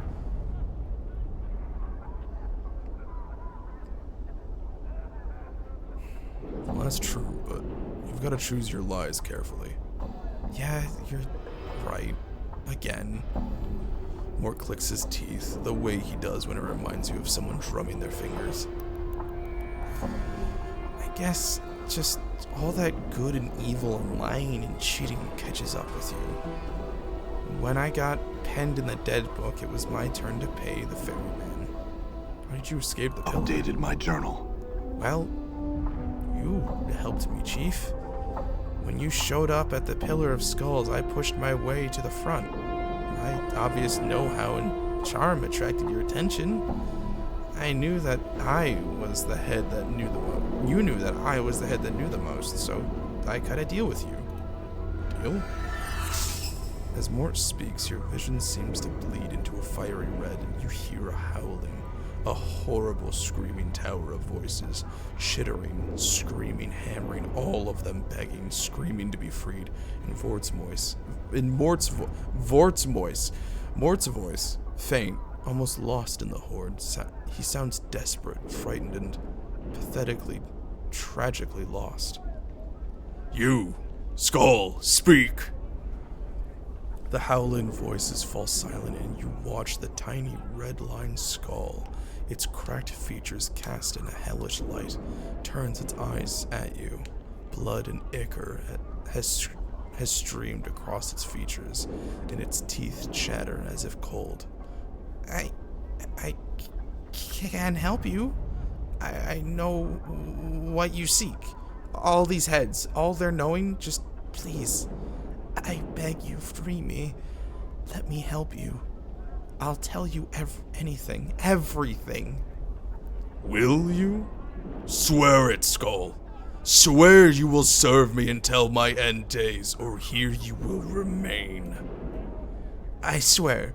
I swear. Just please, please free me. You watch as Mort sickeningly swallows his pride, almost a tangible thing. Ooh, that's a good one. I beg you, let me help you, please. Very well, I shall free you. Your vision slides as you are moving, and the howling, screaming cacophony begins again. A nightmarish horde of howls and catcalls and taunts and insults. The feel of your hands sliding into the filthy quagmire of the pillar. The biting fangs, mandibles in your hands lock around the tiny skull, and ripping, tearing it from the pillar like an old scab. It is done. You look down in the bloody skull in your scarred hand, its eyes covered in ichor from the pillar, and its teeth chatter once, twice. It reminds you of a wailing newborn, helpless, and in the eyes of the man you once were, pathetic. I have freed you. Now your life and your death is mine, Mort. Your vision swirls, the mist of the past drifting away, and Mort is still chattering on. We talked for a while, Chief, you and me, seeing whether the arrangement would work, and I think we both were really impressed with each other. So you invited me off the pillar, and I've kind of been with you ever since. What happened then? Well, I didn't know I'd lose most of the pillar's knowledge once I was out of it. I mean, how was I supposed to know? I'd never been off the damn thing, but you were pretty understanding about it. You lost all the knowledge you had? Your vision swirls again, making you dizzy, and you feel your gut churn. You hear the crackling, snapping of bone in Mort's howls. Howling in pain, screaming for someone to stop killing him. Your head lashing out again and again. Damn you, Skull! You lied to me! I'll thrust you back in that damnable pillar and leave you to die there! There's the clatter of bone against the sounds like metal, a floor or wall, and the skittering of teeth knocked free. You can hear Mort mewling like a beaten dog as you know that your suffering on the pillar will be nothing to the torment I will make you suffer. Your vision swirls and Mort's cries ebb, fading into his chattering rhythm. So, you realized I still had my uses, so I took up with you, and I've been with you ever since. Mort, what did I want from the pillar? And how long ago was it that I freed you? Mort thinks for a moment. Well, as for how long, I don't know the exact count, Chief. Ages, I suppose. I've done all that I could to help you each time, but it's not easy. And as for what you wanted at the pillar, I don't know. Once you pried me off, I couldn't remember. Mort, why didn't you say something when we were at the mortuary? Mort suddenly becomes defensive. Because I never know who you're gonna be. Some of your incarnations have been stark, raving mad. One time you awoke obsessed with the idea that I was your skull and chased me around the spire trying to shatter and devour me. Luckily, you were crushed by a passing cart on the stream. Another good and lawful. You tried to thrust me back into the pillar because it's where I belonged. That's why. Besides, no harm's ever come of you not knowing. So you stayed with me all this time? Yeah, Chief. I said I would. Mort always keeps his promises. Well, most of them. There was this one shit on Aboria who...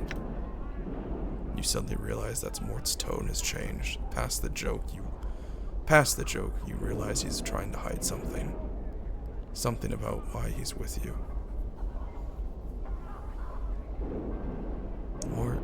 seriously, why are you still with me? Chief, I said it's because I promised you, alright? What else could it be? I don't know. You didn't need to stick around after I freed you. Well, of course not, Chief, but I...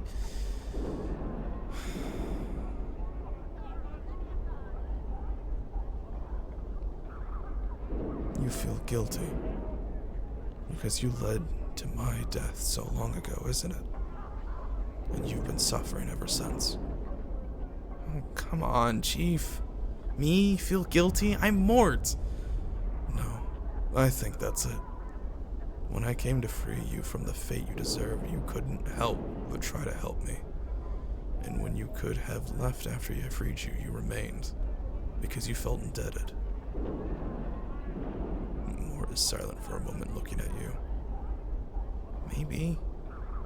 You know what's funny? At first, I don't know what the feeling was. It kinda slowly eats at you, you know? I mean, at first, I thought it was a side effect of some enchantment that bound me to you or something, but after a couple hundred years, I realized it was more than that. Something deeper. I just felt drawn, connected to you somehow. Maybe it's all your suffering, Chief? Your torment? Planescape? Sorry. I don't know. Maybe I felt... I don't know. Responsible for whatever it is I did? What if something I did brought you to this state? Thing is, I don't think me or whoever I was really ever had to see the consequences of all that lying and cheating I'd done. And when I saw you for the first time, when I was trapped on that pillar, somehow I knew that you were the one I betrayed. Once. Long ago. And that's all I know.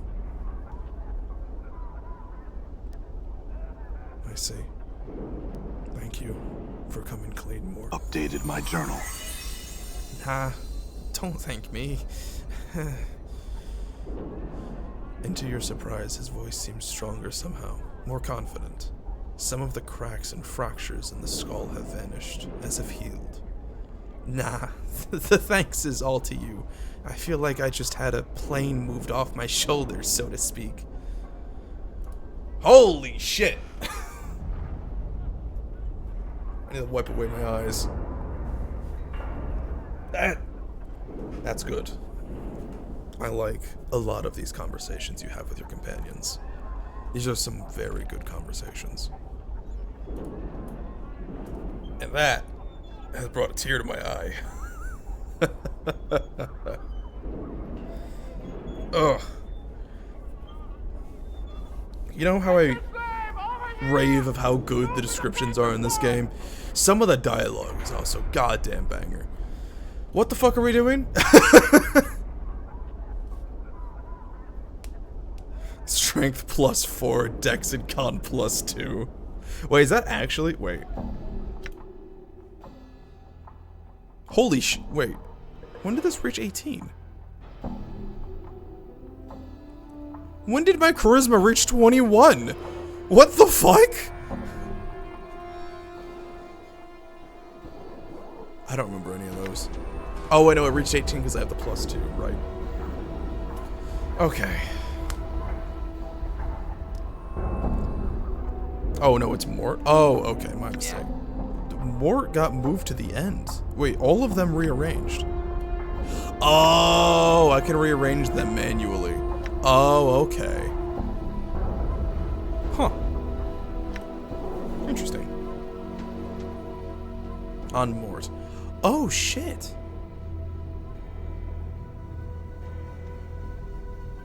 Oh, that's kind of cool. I like that. Alright. I'm going to end the stream here. Because I'm going to get myself prepared for tomorrow. and all that stuff. You know, the usual. I want to get ready for the job. So yes, I'm going to reiterate since we have a bit more people here.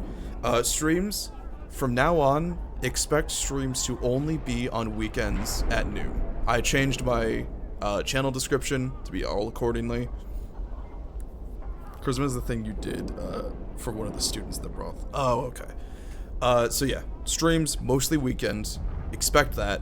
I will, if I ever can stream on weekdays, I will try. But if it's too late at night, I'm probably not going to. And like, chances are it's gonna be later in the day. So Europeans aren't gonna be able to see it generally unless you. The also air stay is up late. quite bracing. Shut here. your bitch ass up.